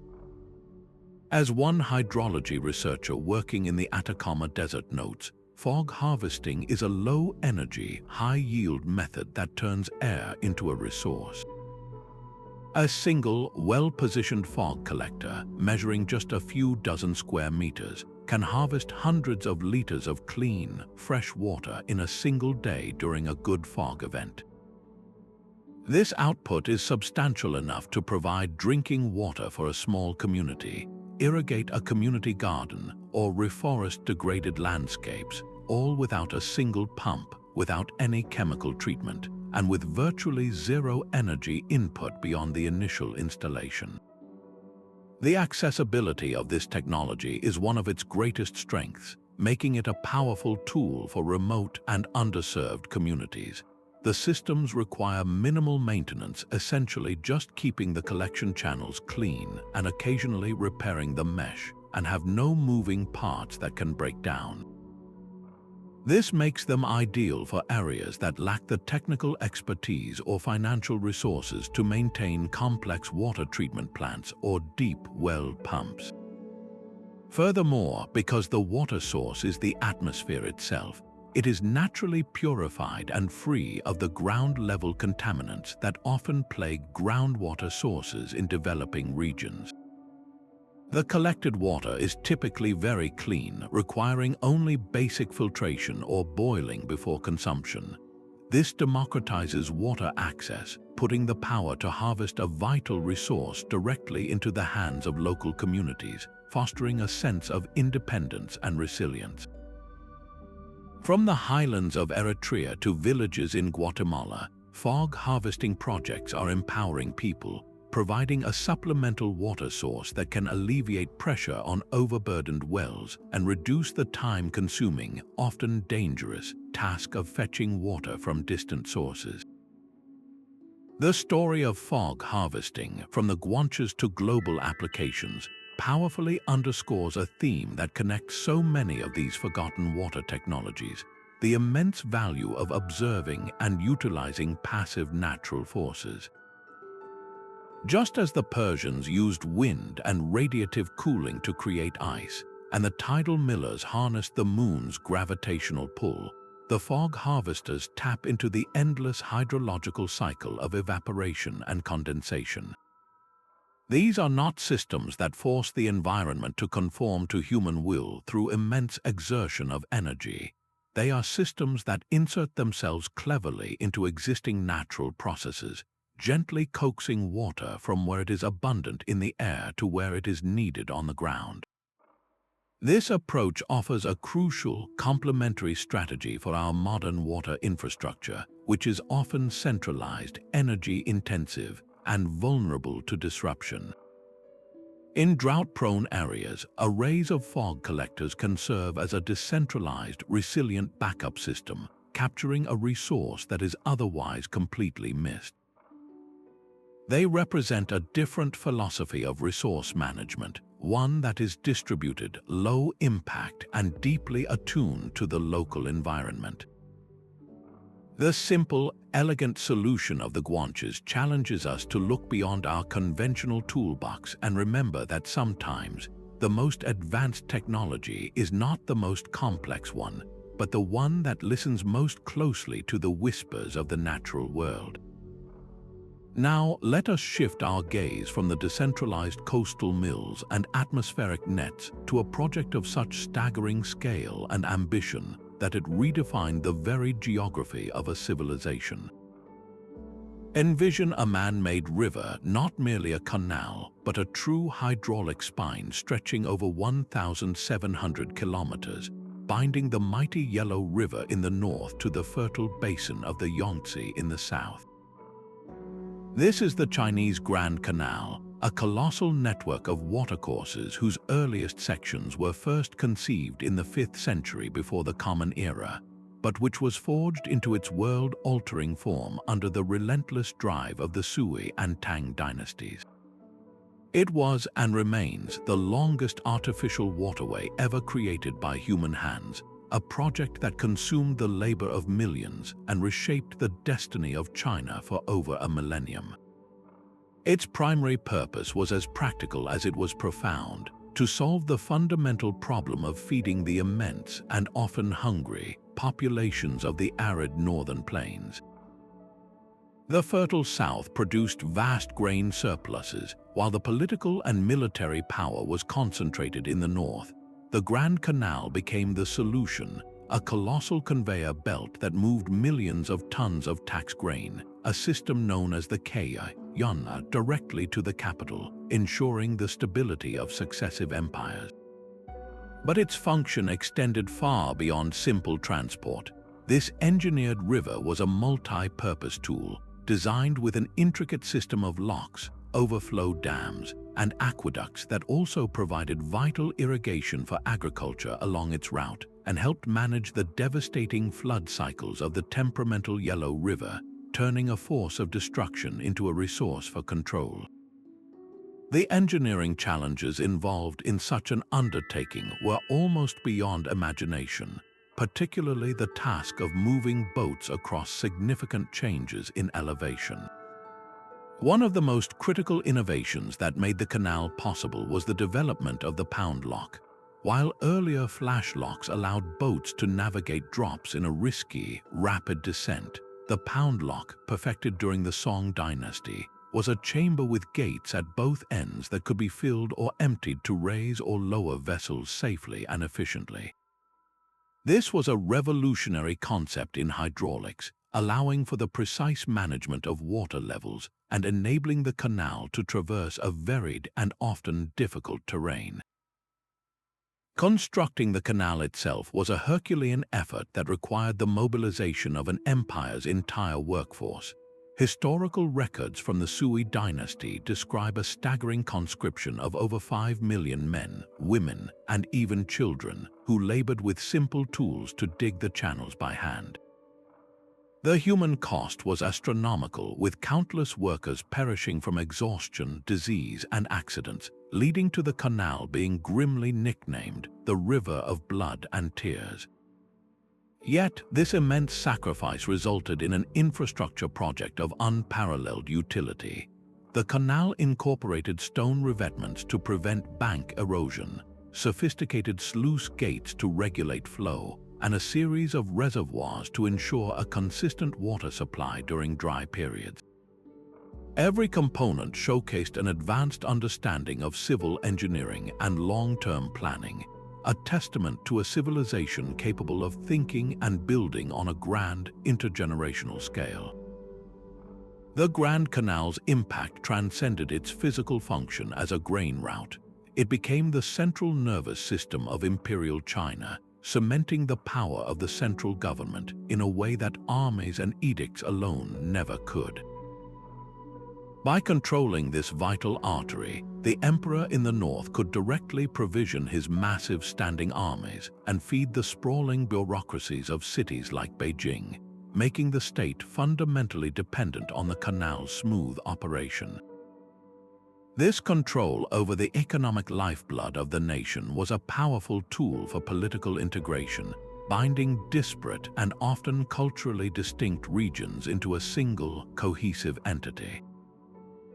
As a poignant Chinese proverb from the era states, the canal is the spine of the empire, bearing its burdens and blessings. Its blessings were immense. The constant flow of barges did not just carry grain, it carried people, ideas, technologies, and cultural practices. Merchants, scholars, and artisans traveled its length, fostering an unprecedented exchange between North and South.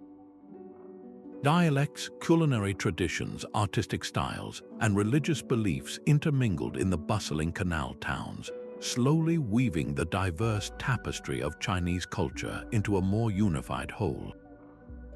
Cities like Hangzhou and Yongzhou exploded in wealth and importance, becoming thriving cosmopolitan hubs whose fortunes were directly tied to the waterway at their doorstep.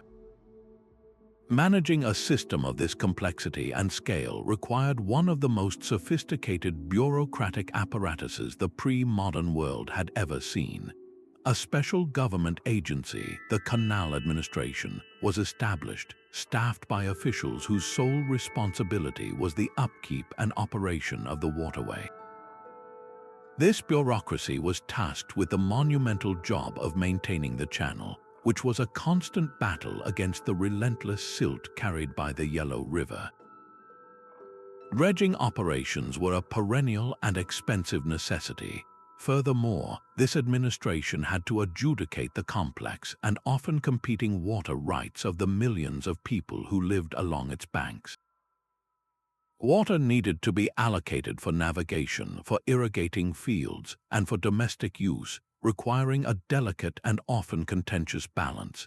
The system of governance that evolved around the canal became a microcosm of Chinese imperial administration, highly centralized, meticulously organized, and absolutely essential for the survival of the state.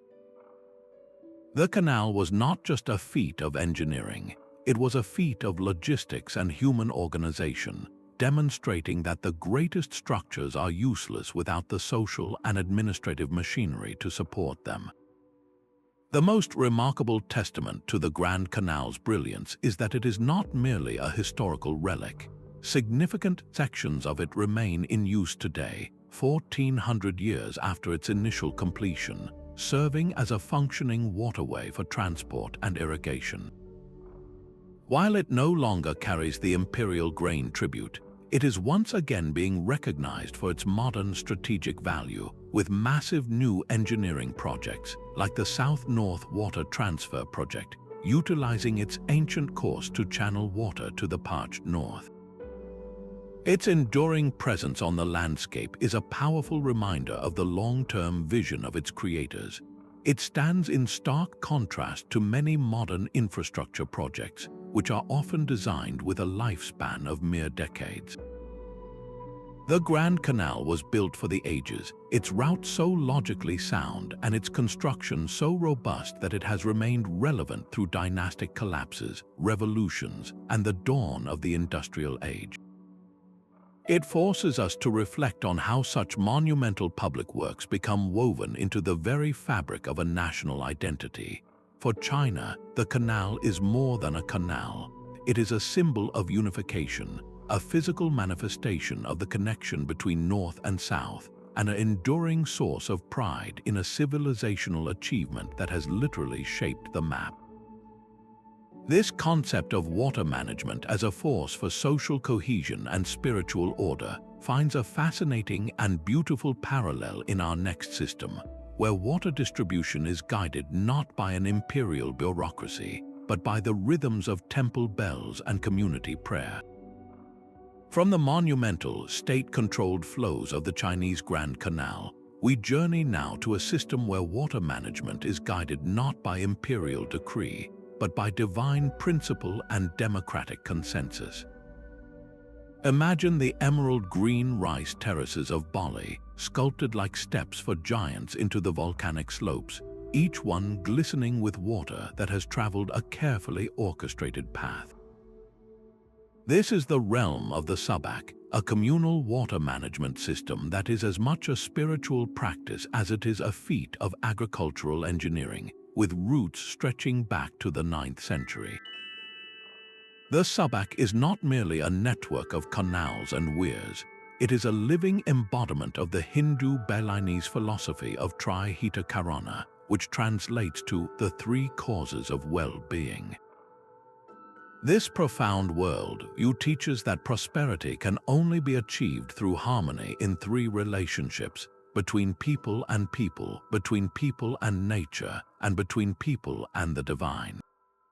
The Sabak is the practical application of this philosophy, a daily ritual that ensures water, the most vital resource, is distributed in a way that nourishes the community, respects the environment, and honors the gods. At the heart of every Sabak is its water temple, a spiritual and administrative center where the farmers who share a common water source gather not as competitors, but as a cooperative congregation. Here, priest-farmers, who are both agriculturalists and spiritual leaders, preside over meetings to decide on the rotational schedule for watering their fields.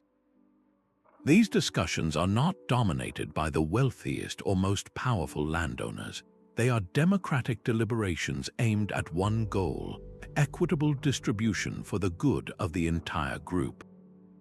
An elder farmer's words capture this ethos perfectly. Water is a gift from the gods, and we share it as a community.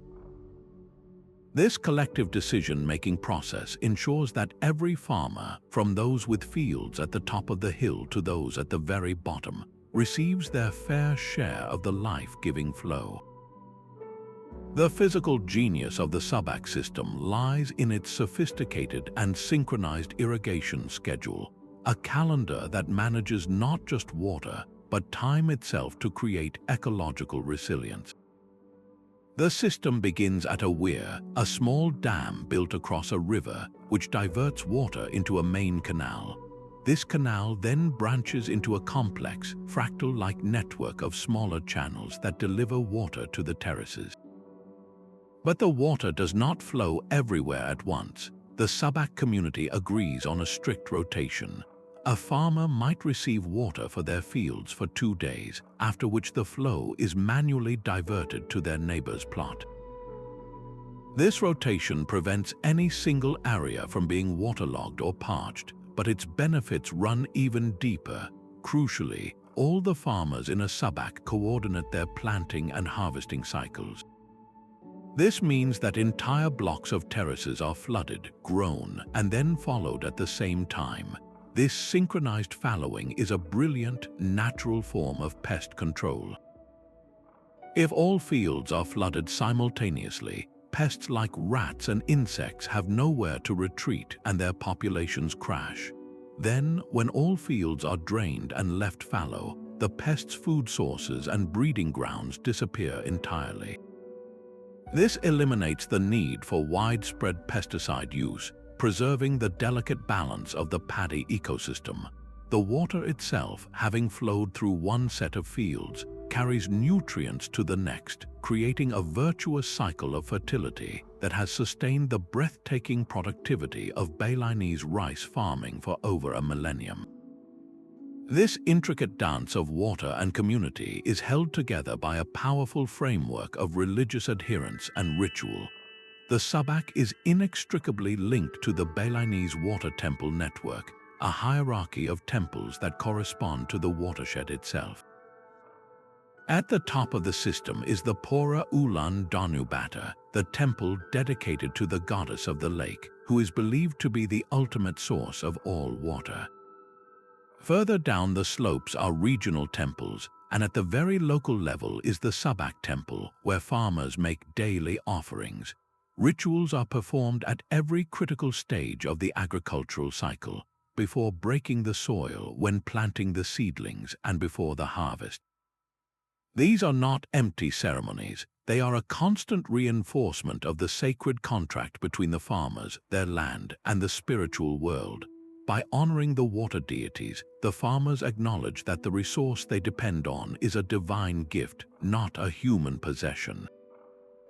This spiritual framing transforms water management from a mundane task into a moral and religious duty.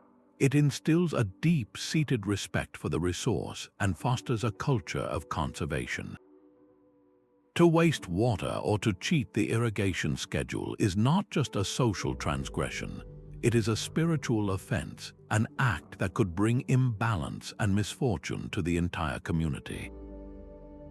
This powerful integration of faith and practice has been the bedrock of the Sabac's incredible longevity, creating a system governed as much by conscience as by rule. In recognition of this unique fusion of culture, religion, and ecology, the Sabac landscape of Bali was designated a UNESCO World Heritage Site, celebrated as a cultural landscape that demonstrates the harmonious interaction between people and their environment. UNESCO specifically highlighted the system as an outstanding example of a sustainable, democratic, and community-based management structure that has produced a stunningly beautiful and productive landscape. However, this ancient equilibrium now faces its most severe tests from the forces of the modern world. The explosive growth of tourism has placed immense pressure on Balinese land and water resources. Vast tracts of agricultural land have been converted into hotels, villas, and golf courses, which consume enormous quantities of water and fragment the integrated Sabac territories. Furthermore, the push for commercial agriculture, often promoting high-yield hybrid rice varieties that do not follow the traditional planting calendar, threatens to break the synchronized cycles that are so crucial for pest management. When some farmers opt out of the collective schedule to maximize their individual profits, the entire system's resilience is compromised, leading to outbreaks of pests and diseases that then require chemical interventions, undermining the very principles of natural balance that have sustained the Sabac for centuries.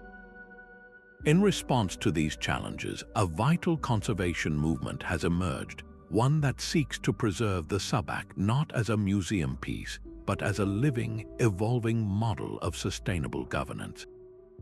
This involves efforts to legally protect Sabac land from conversion, to promote the value of traditional rice varieties, and to educate younger generations about the profound wisdom embedded in their cultural heritage. There is also a growing awareness that the Sabac's principles are urgently relevant to the global community. In an era of escalating water conflicts and environmental degradation, the Sabac offers a powerful alternative vision. It demonstrates that long-term sustainability is not achievable through technology and regulation alone. It requires a cultural foundation, a shared ethical framework that connects resource management to deeper values of equity, community, and reverence for the natural world. The Sabac's success forces us to ask a profound question about our own modern systems. What if our relationship with water was not merely transactional, but sacred? What if we viewed it not as a commodity to be extracted, but as a gift to be shared and honored? The enduring legacy of the Balinese water temples challenges the very core of our resource management paradigms, suggesting that the most resilient systems are those that nourish the human spirit as faithfully as they irrigate the land. From the lush, community-managed terraces of Bali, we venture now into the heart of a landscape defined by its austerity, the vast, sun-scorched deserts of the Arabian Peninsula. Here, survival was not a given but a hard-won achievement, and in the midst of this golden emptiness, oases stood as miraculous islands of emerald green. These were not accidental features of the landscape but the deliberate creation of ancient water engineers, both nomadic and settled, who forged life from the desert's hidden veins over thousands of years. An oasis like Al-Hossa in eastern Arabia was a masterpiece of hydraulic ingenuity, a sprawling haven sustained by a network of underground channels known as Falaj. This technology, a close cousin to the Persian qanats we explored earlier, functioned on the same brilliant principle of tapping into subterranean aquifers. Workers would dig a series of access shafts down to the water table, then connect them with a gently sloping underground tunnel that would guide the water purely by gravity for miles to emerge at the surface exactly where it was needed. This hidden river would then be distributed through a surface network of smaller canals, bringing life to vast groves of date palms, citrus trees, and small plots of barley and vegetables, creating a self-contained world of abundance in the most unexpected of places. The true power of these oases, however, extended far beyond their immediate agricultural output. They became the indispensable hubs of commerce and culture, the vital way stations that made trans-desert travel not just possible but profitable. Situated along legendary trade routes like the Incense Road, which carried frankincense and myrrh from southern Arabia to the markets of the Mediterranean, oases like Dedan and Tema were more than just stops for water. They were bustling commercial centers where caravans of camels, sometimes thousands strong, would rest and resupply. Here, goods were not only traded but also taxed, generating immense wealth for the local tribes who controlled these precious nodes. But the exchange was not merely material. These desert crossroads became melting pots where ideas, technologies, and beliefs converged. Merchants from Mesopotamia, Egypt, and the Levant would meet, sharing news, linguistic influences, and artistic styles. The oasis was a crucible of cultural fusion where different scripts were seen, different gods were worshipped, and the intellectual currents of the ancient world slowly percolated through the sands. In many ways, the oases of Arabia acted as the cultural and economic forerunners to the great Islamic cities that would later rise in the region, proving that the desert was not a barrier but a connective tissue with the oasis as its beating heart. Managing such a precious and limited resource in an environment of extreme scarcity demanded a social contract built on equity and collective responsibility. Water rights and the maintenance of the Falaj system were governed by intricate, unwritten codes that were enforced by the tribe. A council of elders would oversee the distribution, often using a water clock or a similar time-based method to ensure every family or clan received their fair allotment for their palm groves and fields. This was not a system that tolerated hoarding. The survival of the entire community depended on a recognized fairness. This collective ethos is perfectly captured in a timeless Bedouin saying that has echoed through the generations. Water in the desert is life itself, and he who controls it controls destiny. The individual who monopolized the water held the power of life and death over the community, which is why its management was always a communal affair. This required constant, vigilant maintenance. The underground Falaj channels needed regular cleaning to prevent siltation from choking the flow, and the surface canals had to be constantly checked to minimize losses to the relentless evaporation of the desert sun. This deep, practical knowledge of hydrology and soil management was not written in books but was passed down orally from father to son, a living library of survival skills that ensured these complex systems could function for century after century. The legacy of these ancient oasis systems is a powerful narrative of decline and renewal. With the discovery of oil and the advent of modern drilling and pumping technology in the 20th century, many traditional Falaj systems fell into disuse. It was simply easier to tap deep fossil aquifers with powerful diesel pumps than to maintain the labor-intensive ancient channels. Yet, in a fascinating turn, many of these historic oases are now being revitalized, though with a modern twist. Places like Al-Asa have been designated UNESCO World Heritage Sites, recognizing their outstanding value as a cultural landscape.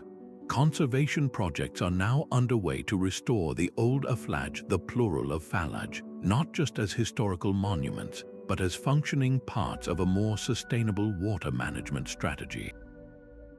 Modern engineers are blending ancient wisdom with new technologies, using lined canals to reduce seepage and solar-powered pumps to supplement flow, all while honoring the original distribution principles. This fusion of old and new highlights a critical insight. These oases were never just about water. They were the birthplaces of social organization, innovation, and cross-cultural dialogue in one of the world's harshest environments. They demonstrate with stunning clarity that civilization does not simply flourish where water is abundant, but rather where human ingenuity is deep enough to nurture it, even in the most unlikely and unforgiving of places. From the stark deserts of Arabia, we plunge into a world of liquid earth, a sprawling labyrinth of water and reeds that was once one of the most vibrant wetland ecosystems on the planet. Imagine the vast, shimmering marshes of southern Iraq, where the Tigris and Euphrates rivers slow their rush and fan out into a great, fertile delta. Here, for over 5,000 years, the Madden people, known to the world as the Marsh Arabs, did not merely live in their environment, they built their world directly from it.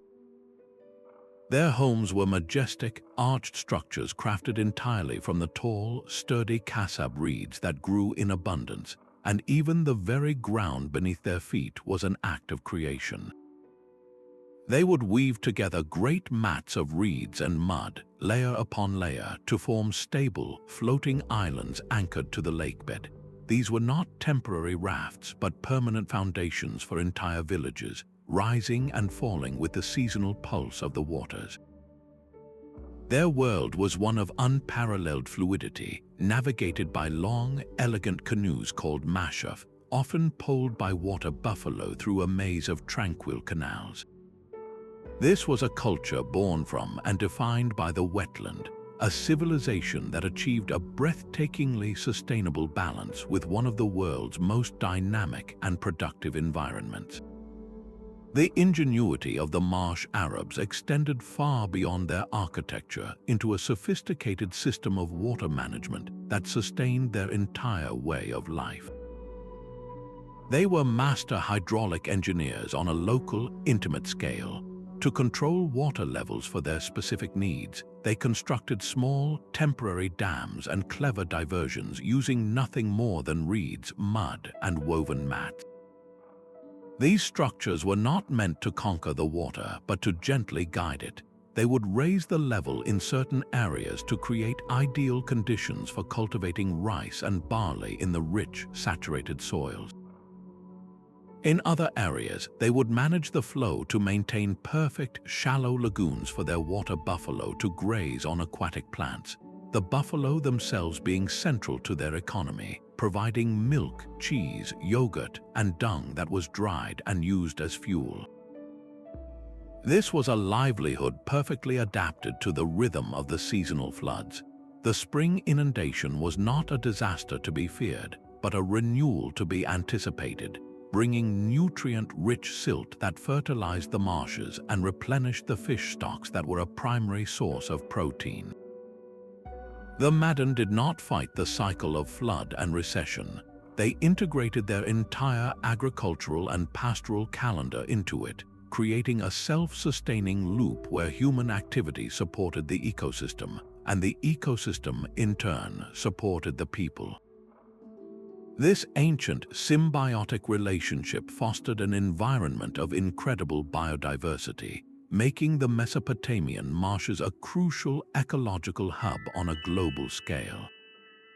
Often referred to as the Garden of Eden, this vast wetland was a vital stopover for millions of migratory birds traveling the African-Eurasian flyway. Flamingos, pelicans, herons, and marbled teal found sanctuary and nesting grounds among the reed beds. The nutrient-rich waters teemed with fish, supporting not only the local diet but also commercial fisheries that extended beyond the marshes. The dense, floating vegetation provided a natural water filtration system, purifying the waters of the two great rivers before they flowed into the Persian Gulf.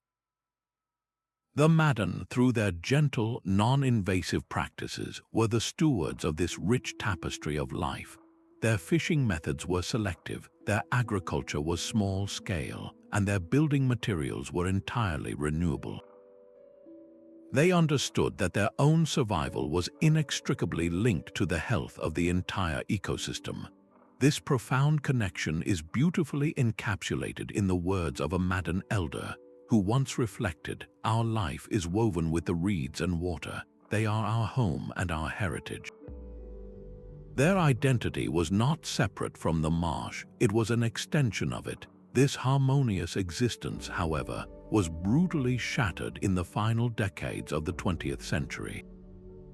In a deliberate act of political retaliation and environmental engineering, the former Iraqi regime systematically drained the marshes.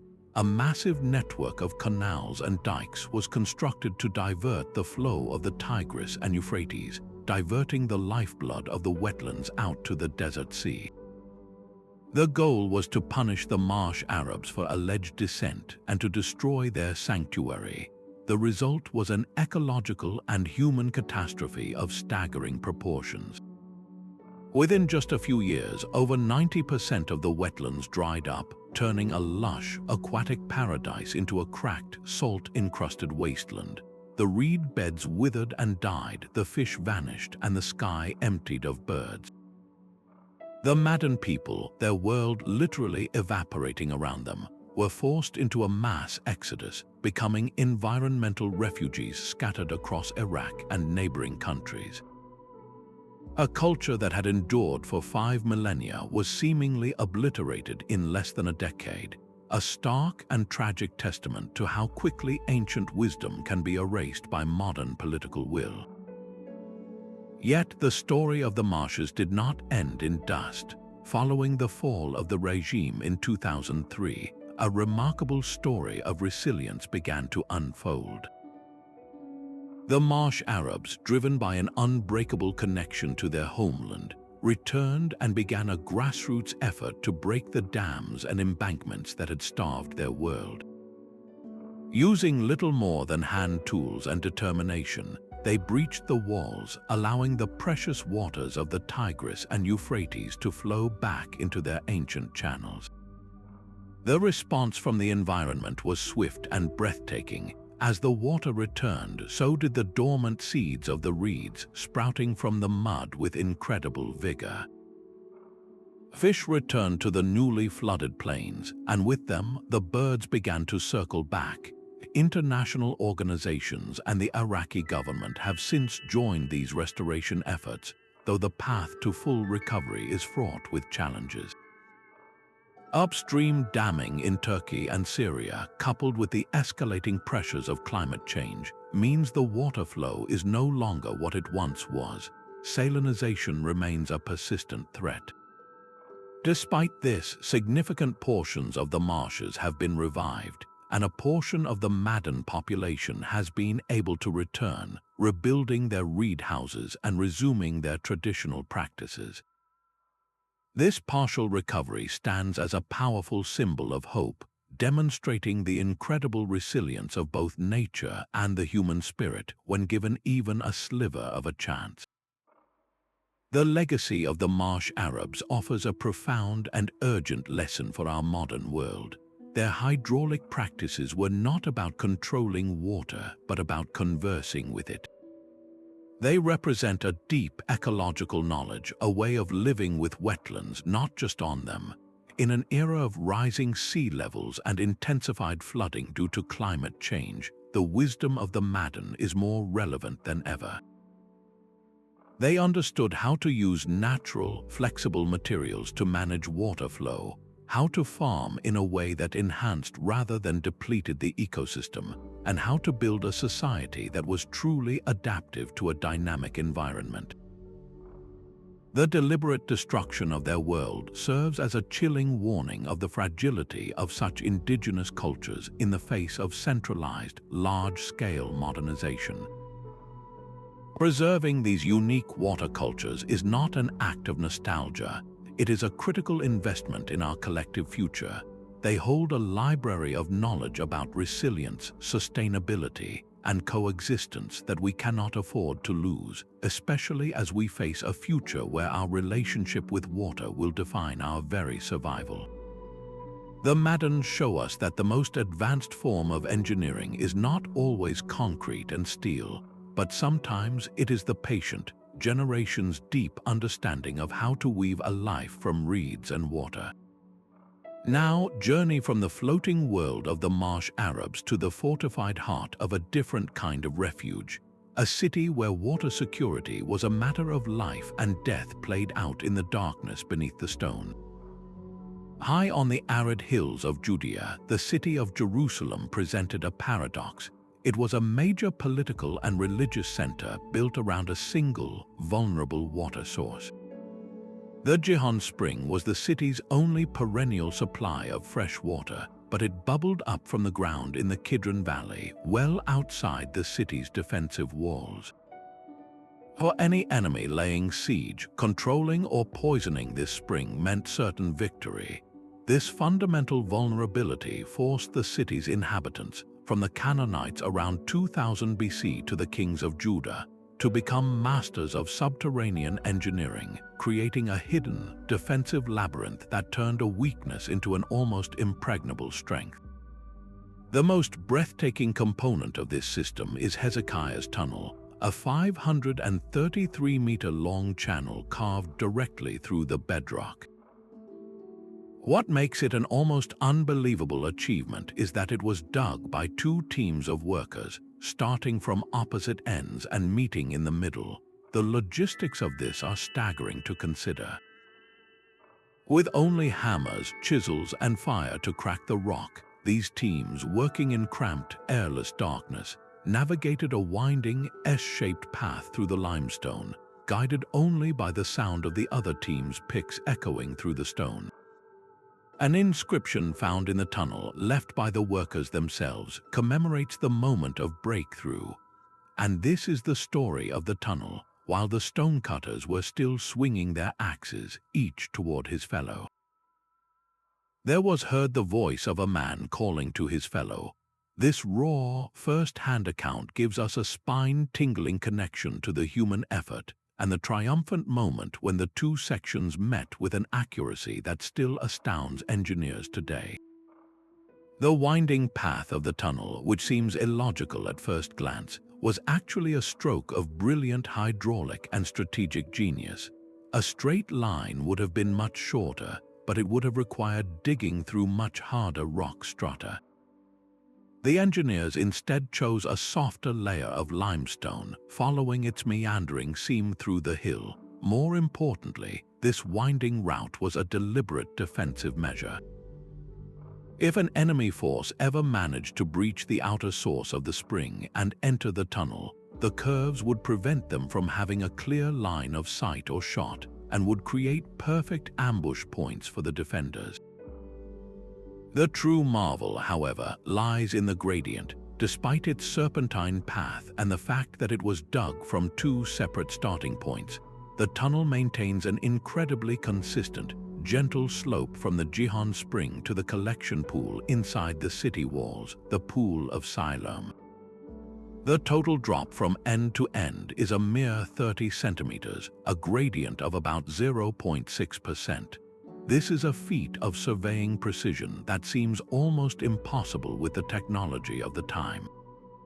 How did they achieve it? Experts believe they used a series of pilot channels and vertical shafts to check their elevation, constantly measuring and adjusting their descent to ensure the water would flow slowly and steadily by gravity alone into the secure heart of the city. This was not a haphazard digging project. It was a meticulously planned and executed piece of infrastructure, a hidden aqueduct that guaranteed the city could withstand a prolonged siege by keeping its lifeblood flowing secretly and securely. Hezekiah's tunnel was, in fact, the crowning achievement in a water system that had been evolving for over 1,000 years. Long before his reign, the Canaanites had already begun the work of securing the Gihon Spring.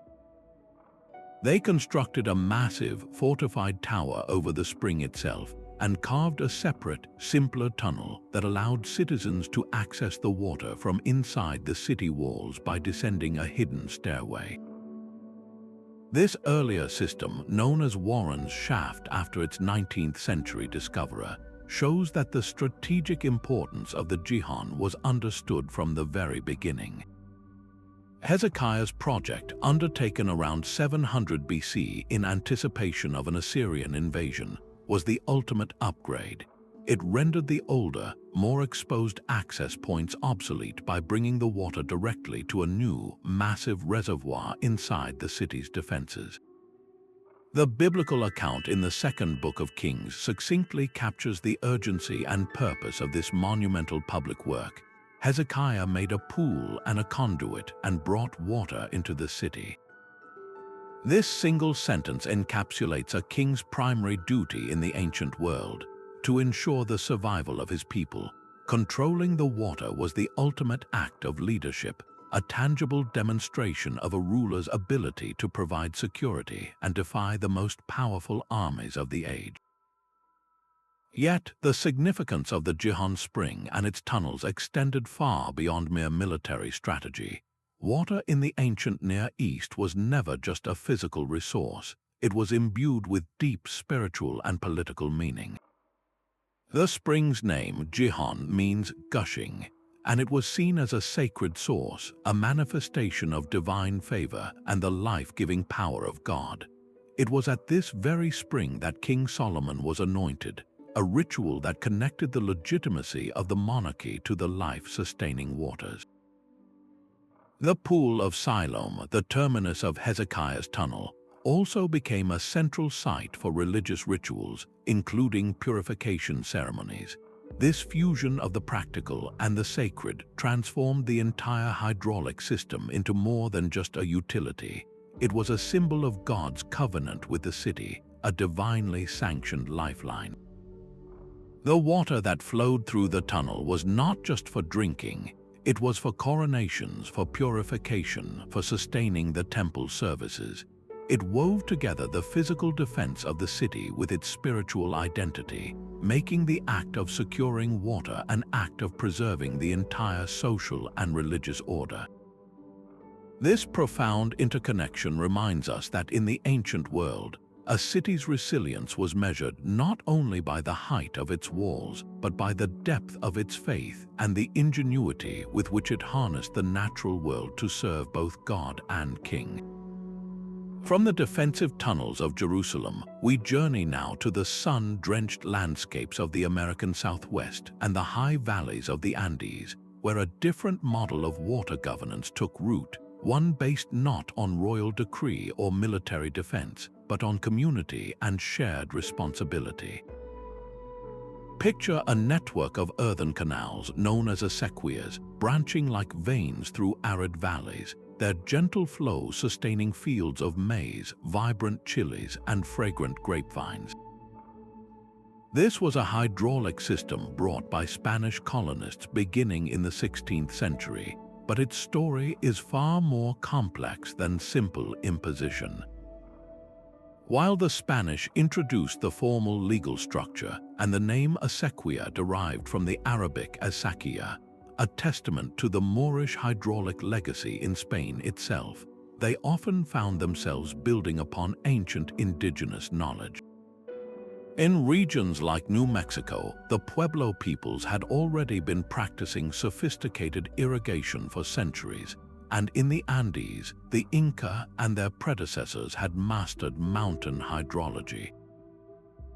The resulting acequia system was a remarkable hybrid, a fusion of Spanish municipal law and pre-Columbian communal practices, creating a unique technology of survival that was perfectly adapted to its new environment. The true genius of the acequias lay not just in their physical construction, but in the social and legal framework that governed them. At the heart of every acequia community was the acequia mater, the mother ditch, and the association of partients, the water shareholders who owned land along the canal. This was a system of participatory democracy in its purest form. The partients would gather annually to elect a mayor domo, the ditch manager, a position of immense respect and responsibility. The mayordomo was not a bureaucrat from a distant capital, but a neighbor and fellow farmer, someone who understood the land intimately. His duties were hands-on and critical. He organized the annual spring cleaning of the entire canal system, a communal labor known as the limpieza. He supervised the repair of diversion dams or presses made from local rock and brush, and most importantly, he was the arbiter of water distribution. Using a system of time-based shares or measured rotations, he ensured that every partiant, from the largest landowner to the smallest subsistence farmer, received their fair allotment of water. This equitable distribution was the bedrock of the system, a principle beautifully captured by a modern mayordomo who explains, "Water is for everyone, and the acequia teaches us to share." This was more than just irrigation. It was a school of civic virtue, where the common good was directly tied to individual responsibility and mutual respect. This deeply ingrained culture of sharing enabled the successful settlement of some of the most challenging territories in the Spanish Empire. In the high deserts of what is now New Mexico and Texas, the acequias allowed colonists to establish stable, agricultural communities like those in the Rio Grande Valley, transforming a semi-arid region into a landscape of verdant fields and orchards. They supported a mix of Old World and New World crops. Wheat and grapes from Europe grew alongside native maize, beans, and squash. Similarly, in the arid regions of Chile and Argentina, acequias became the lifeblood of haciendas and towns, channeling water from the snowmelt of the Andes to create productive agricultural oases. The system fostered a distinct cultural identity that persists to this day, one where water is not seen as a private commodity to be bought and sold, but as a communal resource to be managed collectively. Annual ditch cleaning days became social events, reinforcing community bonds, and water rights were often tied to the land in ways that discouraged speculation and promoted long-term stewardship.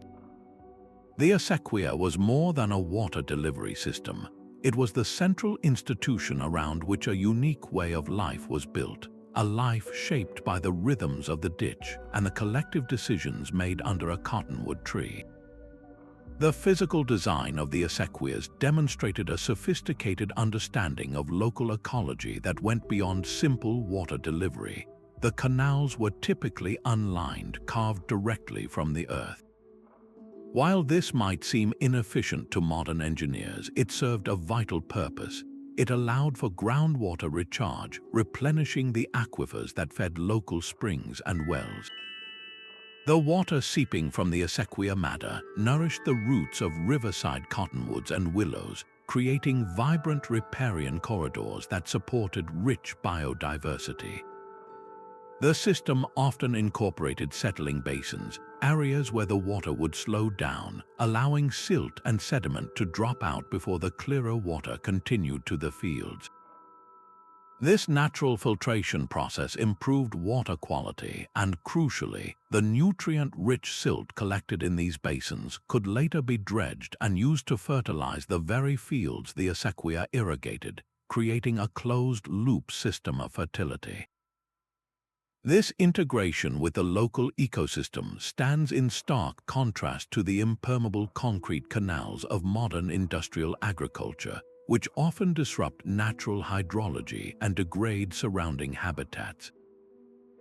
The acequias worked with the landscape, becoming a part of its ecological fabric rather than dominating it. Despite their remarkable resilience, having endured for over 4 centuries, the acequia systems now face existential threats that test their communal foundations. Rapid urbanization, particularly in the American Southwest, is converting agricultural land into subdivisions and shopping malls, severing the historic connection between water rights and the land they were meant to serve. In many cases, water rights are being sold off to thirsty cities or to speculative investors, a process that drains the life from the acequias and leaves the remaining farmers with an insufficient flow.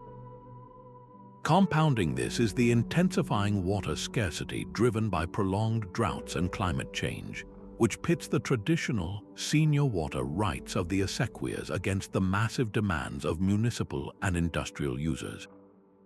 Legal battles over water have become common and expensive, pitting tight-knit communities against powerful corporate and governmental interests.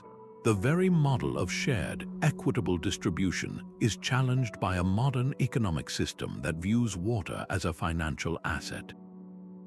Yet, in the face of these pressures, the acequias are proving to be more than just relics. They are demonstrating their value as a model of sustainable, participatory water governance for the 21st century. The enduring legacy of the acequias is a powerful testament to the success of hybrid technologies and adaptive governance. They show us that the most durable systems are often those that blend different streams of knowledge, creating something new and uniquely suited to a specific place. The Spanish colonial system, for all its flaws, inadvertently created a decentralized, community-based water management structure that has outlasted the empire that spawned it by hundreds of years. This was not a static technology. It evolved, incorporating indigenous wisdom about local soils and seasonal flows with Spanish legal traditions of water courts and elected officials. The result was a resilient and deeply democratic institution. In an era of growing water crises and centralized control, the acequia model offers a compelling alternative. It demonstrates that effective water management does not always require massive, top-down engineering projects.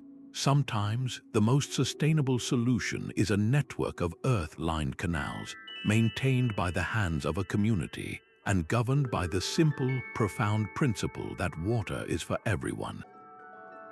This philosophy of shared stewardship, born from the confluence of two worlds, provides a timeless lesson in how to live in balance with arid lands, a lesson that resonates powerfully as we turn to our final system, which embodies a similarly holistic relationship between water, land, and community in the heart of the Pacific.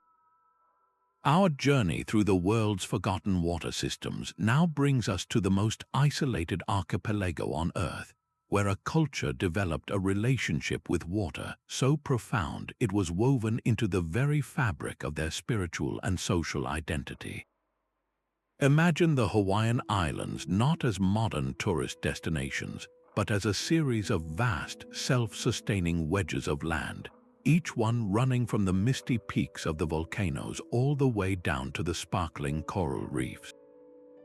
This was the Ahupua, a brilliant land division system, and at its heart, pulsing with life, was the Ngapuna, the network of freshwater springs and ponds that sustained everything. The true masterpiece within this system was the Lai Kolo, the flooded terraces where taro, the sacred staple crop, was cultivated. This was far more than simple farming. It was a form of landscape alchemy, turning flowing water into sustenance and society. The process began high in the valleys, where water was gently diverted from streams and springs into hand-built canals known as orwai. These canals were not imposing structures. They were subtle, carefully managed channels that carried just enough water to feed a sequence of terraces. The construction of a loi was an act of precise engineering. Farmers would build sturdy stone walls known as kai to create level terraces and then use rich volcanic soil to form the beds. The critical skill was in the leveling, ensuring each terrace was perfectly flat so that water could spread evenly across it, maintaining just the right depth for the taro to thrive without drowning the plants or stagnating. This constant, gentle flow was the lifeblood of the system, oxygenating the water, preventing mosquitoes from breeding, and carrying nutrients from one terrace to the next in a continuous, life-giving cycle. The management of this precious water flow was governed by a sophisticated and sacred set of rules known as kapu. These were not arbitrary restrictions, but a legal and spiritual code designed to ensure absolute equity and long-term sustainability. The fundamental principle was that the first user of the water did not own it, they were merely its first steward. A farmer with a lie at the top of the system, closer to the Orwai intake, was forbidden from taking all the water. They were permitted only what was necessary, and the rest had to flow unimpeded to the families downstream. A Konohiki, a resource manager appointed by the chief, oversaw this distribution, ensuring that every family from the mountains to the sea received their fair share. To break this kapu, to dam the water for oneself, was not just a social crime, it was a spiritual transgression, an act that could bring imbalance to the entire community. This deeply ingrained ethic of shared responsibility is perfectly captured in the Hawaiian proverb, Hiwai mana, Hiwai ola, water is life, water is vitality.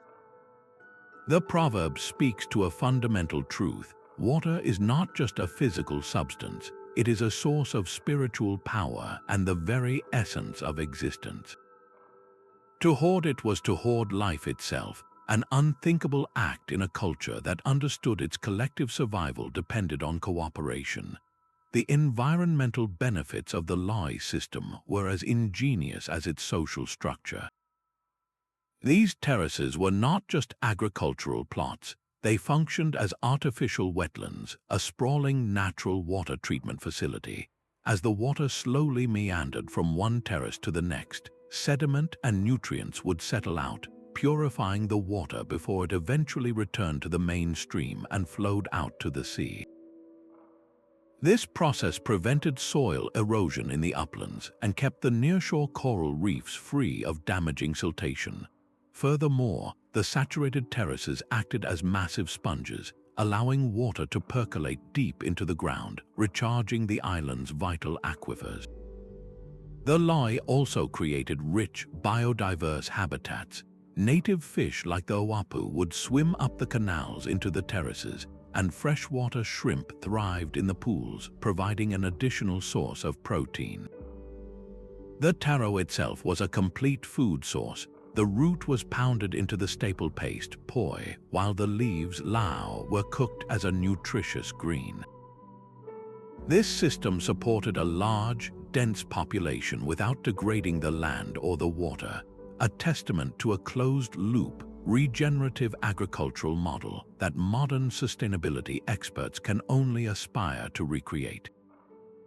The arrival of Western colonizers and the subsequent privatization of land marked the beginning of a devastating collapse for the Ngapuna Y system. The Ahupua system was dismantled, water rights were severed from the land and sold off, and vast plantation agriculture, particularly for sugar cane and pineapple, siphoned water from the streams on an industrial scale. Many Awai were destroyed and countless Lai fell into disrepair, their stone walls crumbling as the knowledge of their maintenance faded. For decades, the sophisticated hydraulic culture of the native Hawaiians was ignored, dismissed as primitive by the new economic order. Yet, in recent years, a powerful cultural renaissance has taken root across the islands. Community groups, schools, and families are actively reviving the Lai Kolo. They are clearing old terraces, rebuilding the Orwai, and replanting traditional varieties of taro. This is not merely an exercise in nostalgia. It is a profound act of cultural reclamation and a declaration of food sovereignty. It is a hands-on way to reconnect with the land, the water, and the ancestral knowledge, or Ike Kuruna, that sustained Hawaiian society for centuries before Western contact. The restoration of a single Lai is a step toward healing not just the land, but the people, reinforcing identity and resilience in the face of globalization. The Ngapuna Y of Hawaii offers a final, breathtakingly holistic perspective on water's role in civilization. It demonstrates that the most advanced and resilient systems are those that seamlessly integrate the practical with the spiritual, the ecological with the social. The Hawaiians did not see a separation between managing water, growing food, governing society, and practicing their religion. It was all part of a single, interconnected whole, the Ahupua. This stands in stark contrast to many modern, siloed approaches where water management is handled by one agency, agriculture by another, and cultural concerns are often an afterthought. The Hawaiian system reminds us that water is a relational entity, connecting the mountain to the sea, the past to the present, and every member of a community to one another. It challenges the very notion of water as a mere commodity to be bought and sold, presenting it instead as a sacred trust, a physical and spiritual thread that binds a culture to its home. As we conclude our exploration of 21 forgotten water systems, the legacy of the Ngapuna Wai brings us full circle, showing that from the deserts of Persia to the islands of the Pacific, humanity's most enduring achievements were not those that sought to dominate water, but those that learned to listen to its flow and build a civilization in harmony with its wisdom. As we stand back and survey the vast tapestry of human history we have just explored, a monumental truth comes into focus. The true architects of civilization were not just kings and generals, but the unknown engineers who first learned to whisper to the rivers and command the rain. These 21 forgotten systems reveal that the mastery of water was the single greatest catalyst for the leap from nomadic survival to settled society. It was the reliable flow from a qanat that allowed a Persian city to bloom in the desert, the predictable harvest from a Chinampa that fueled the Aztec metropolis, and the grain barges moving along the Grand Canal that unified the Chinese state.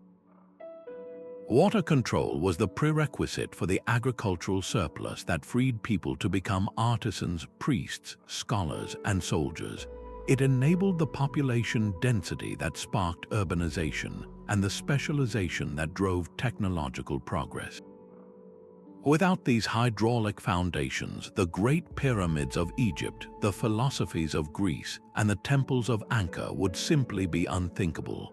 The direction of human history, its very trajectory towards complexity and culture, was fundamentally directed by our ability to manage this one vital resource.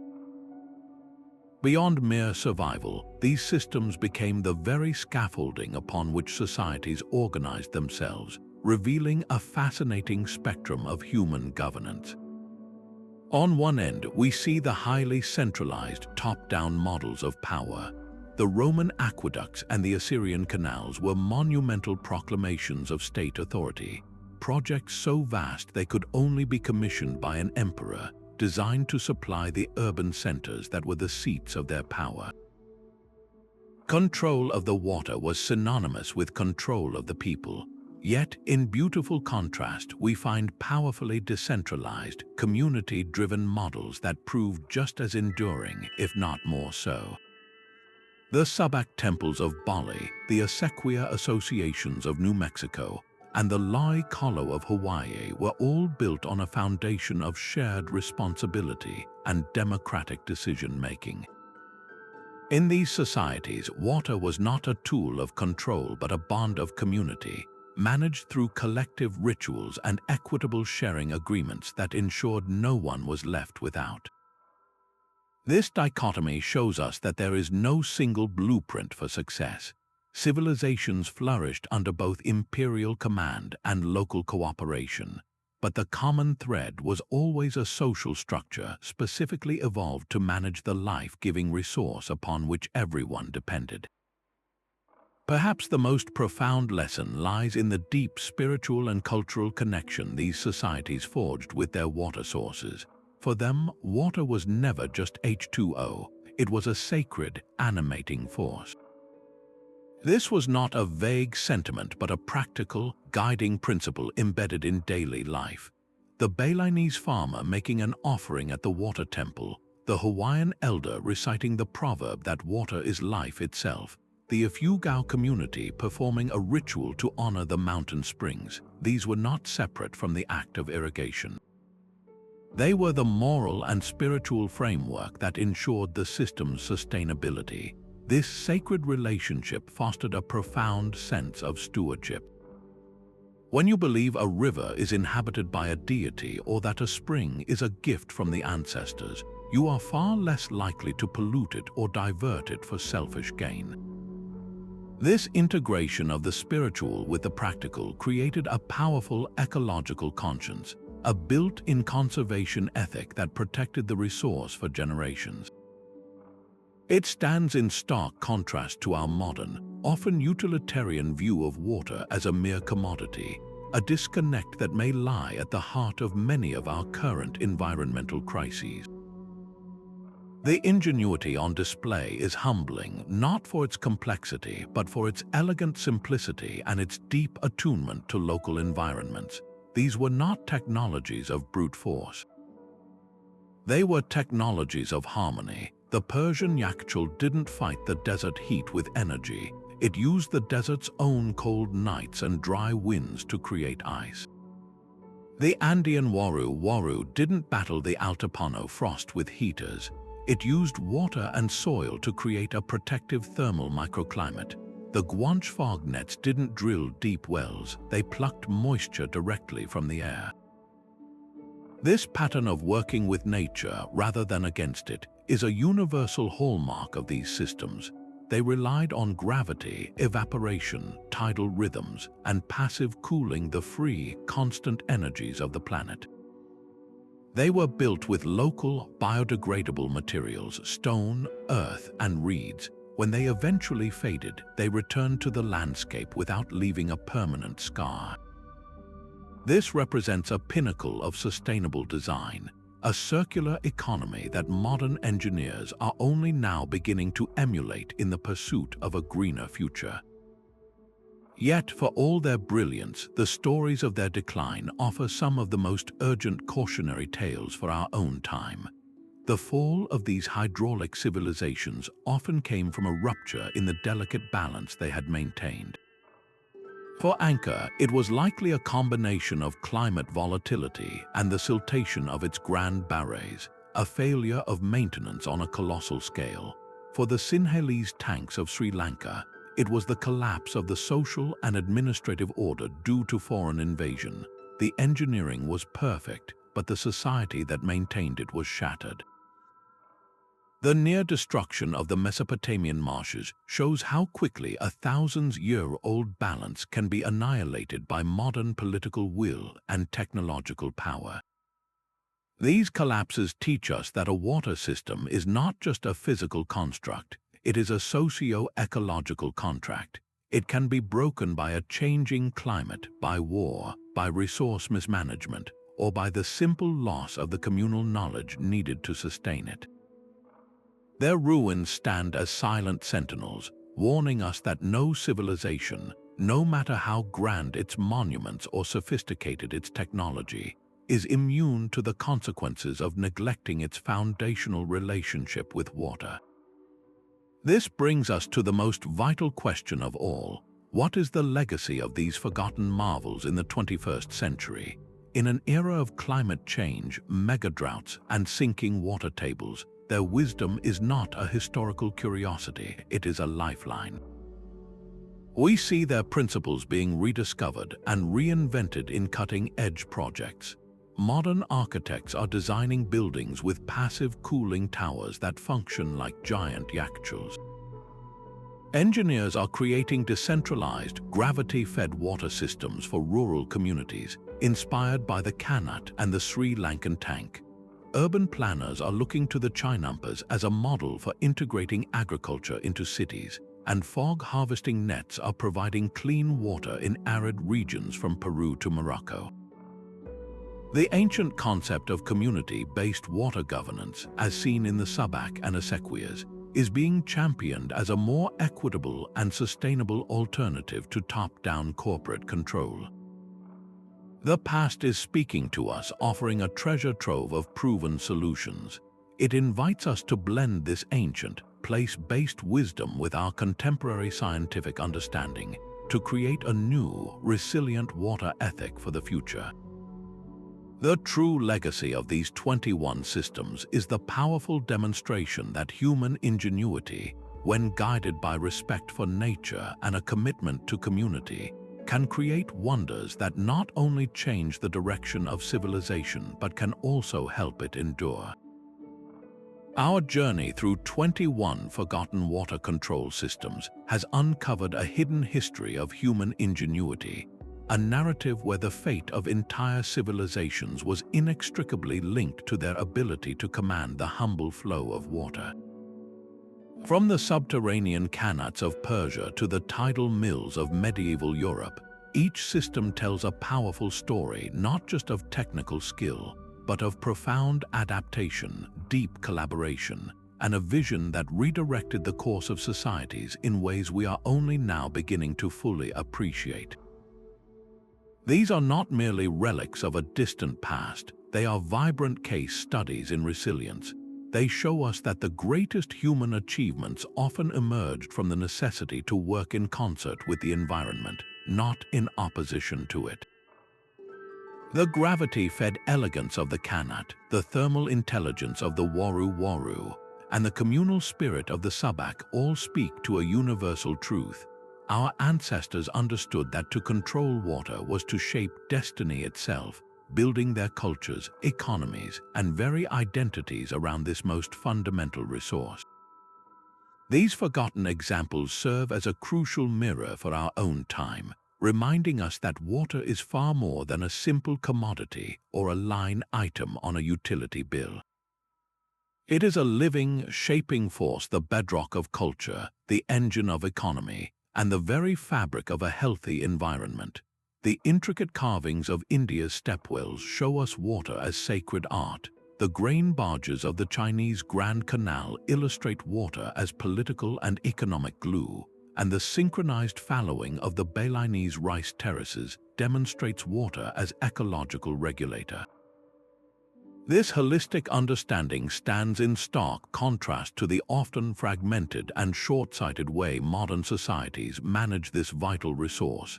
In an era defined by climate uncertainty and escalating water scarcity, from parched farmlands to sinking megacities, the lessons embedded in these ancient systems are not just interesting, they are urgently relevant. They offer a library of proven solutions and, just as importantly, a catalogue of poignant warnings. The collapse of Angkor's hydraulic network and the near destruction of the Mesopotamian marshes are sobering testaments to what happens when the delicate balance between human ambition and environmental limits is broken. As we face these interconnected global challenges, the wisdom of these ancient engineers provides a compass pointing toward a more sustainable and equitable future. Their legacy encourages us to prioritize long-term resilience over short-term gain, to champion community involvement in water governance rather than distant, centralized control, and to rekindle a deep respect for the natural cycles that govern all life.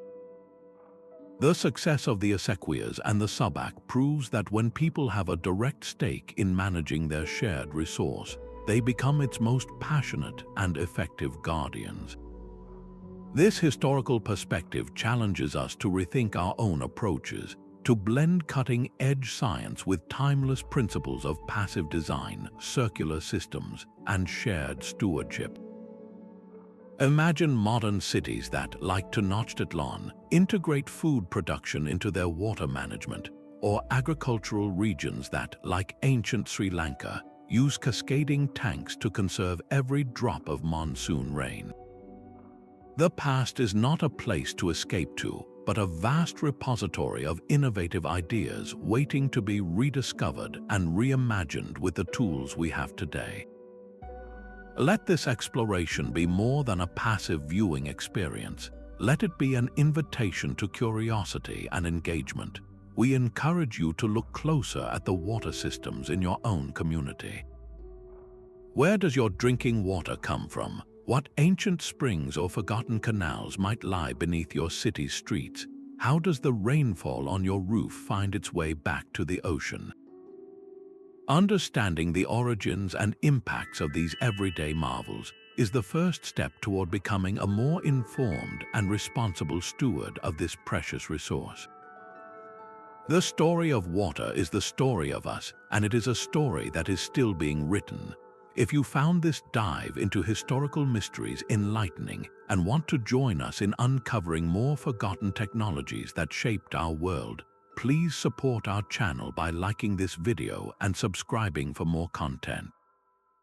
We would love to hear your thoughts in the comments below. Which of these 21 water systems amazed you the most, and why? Thank you for watching, and may we all learn to channel the profound flow of history toward a wiser, more sustainable, and brighter future.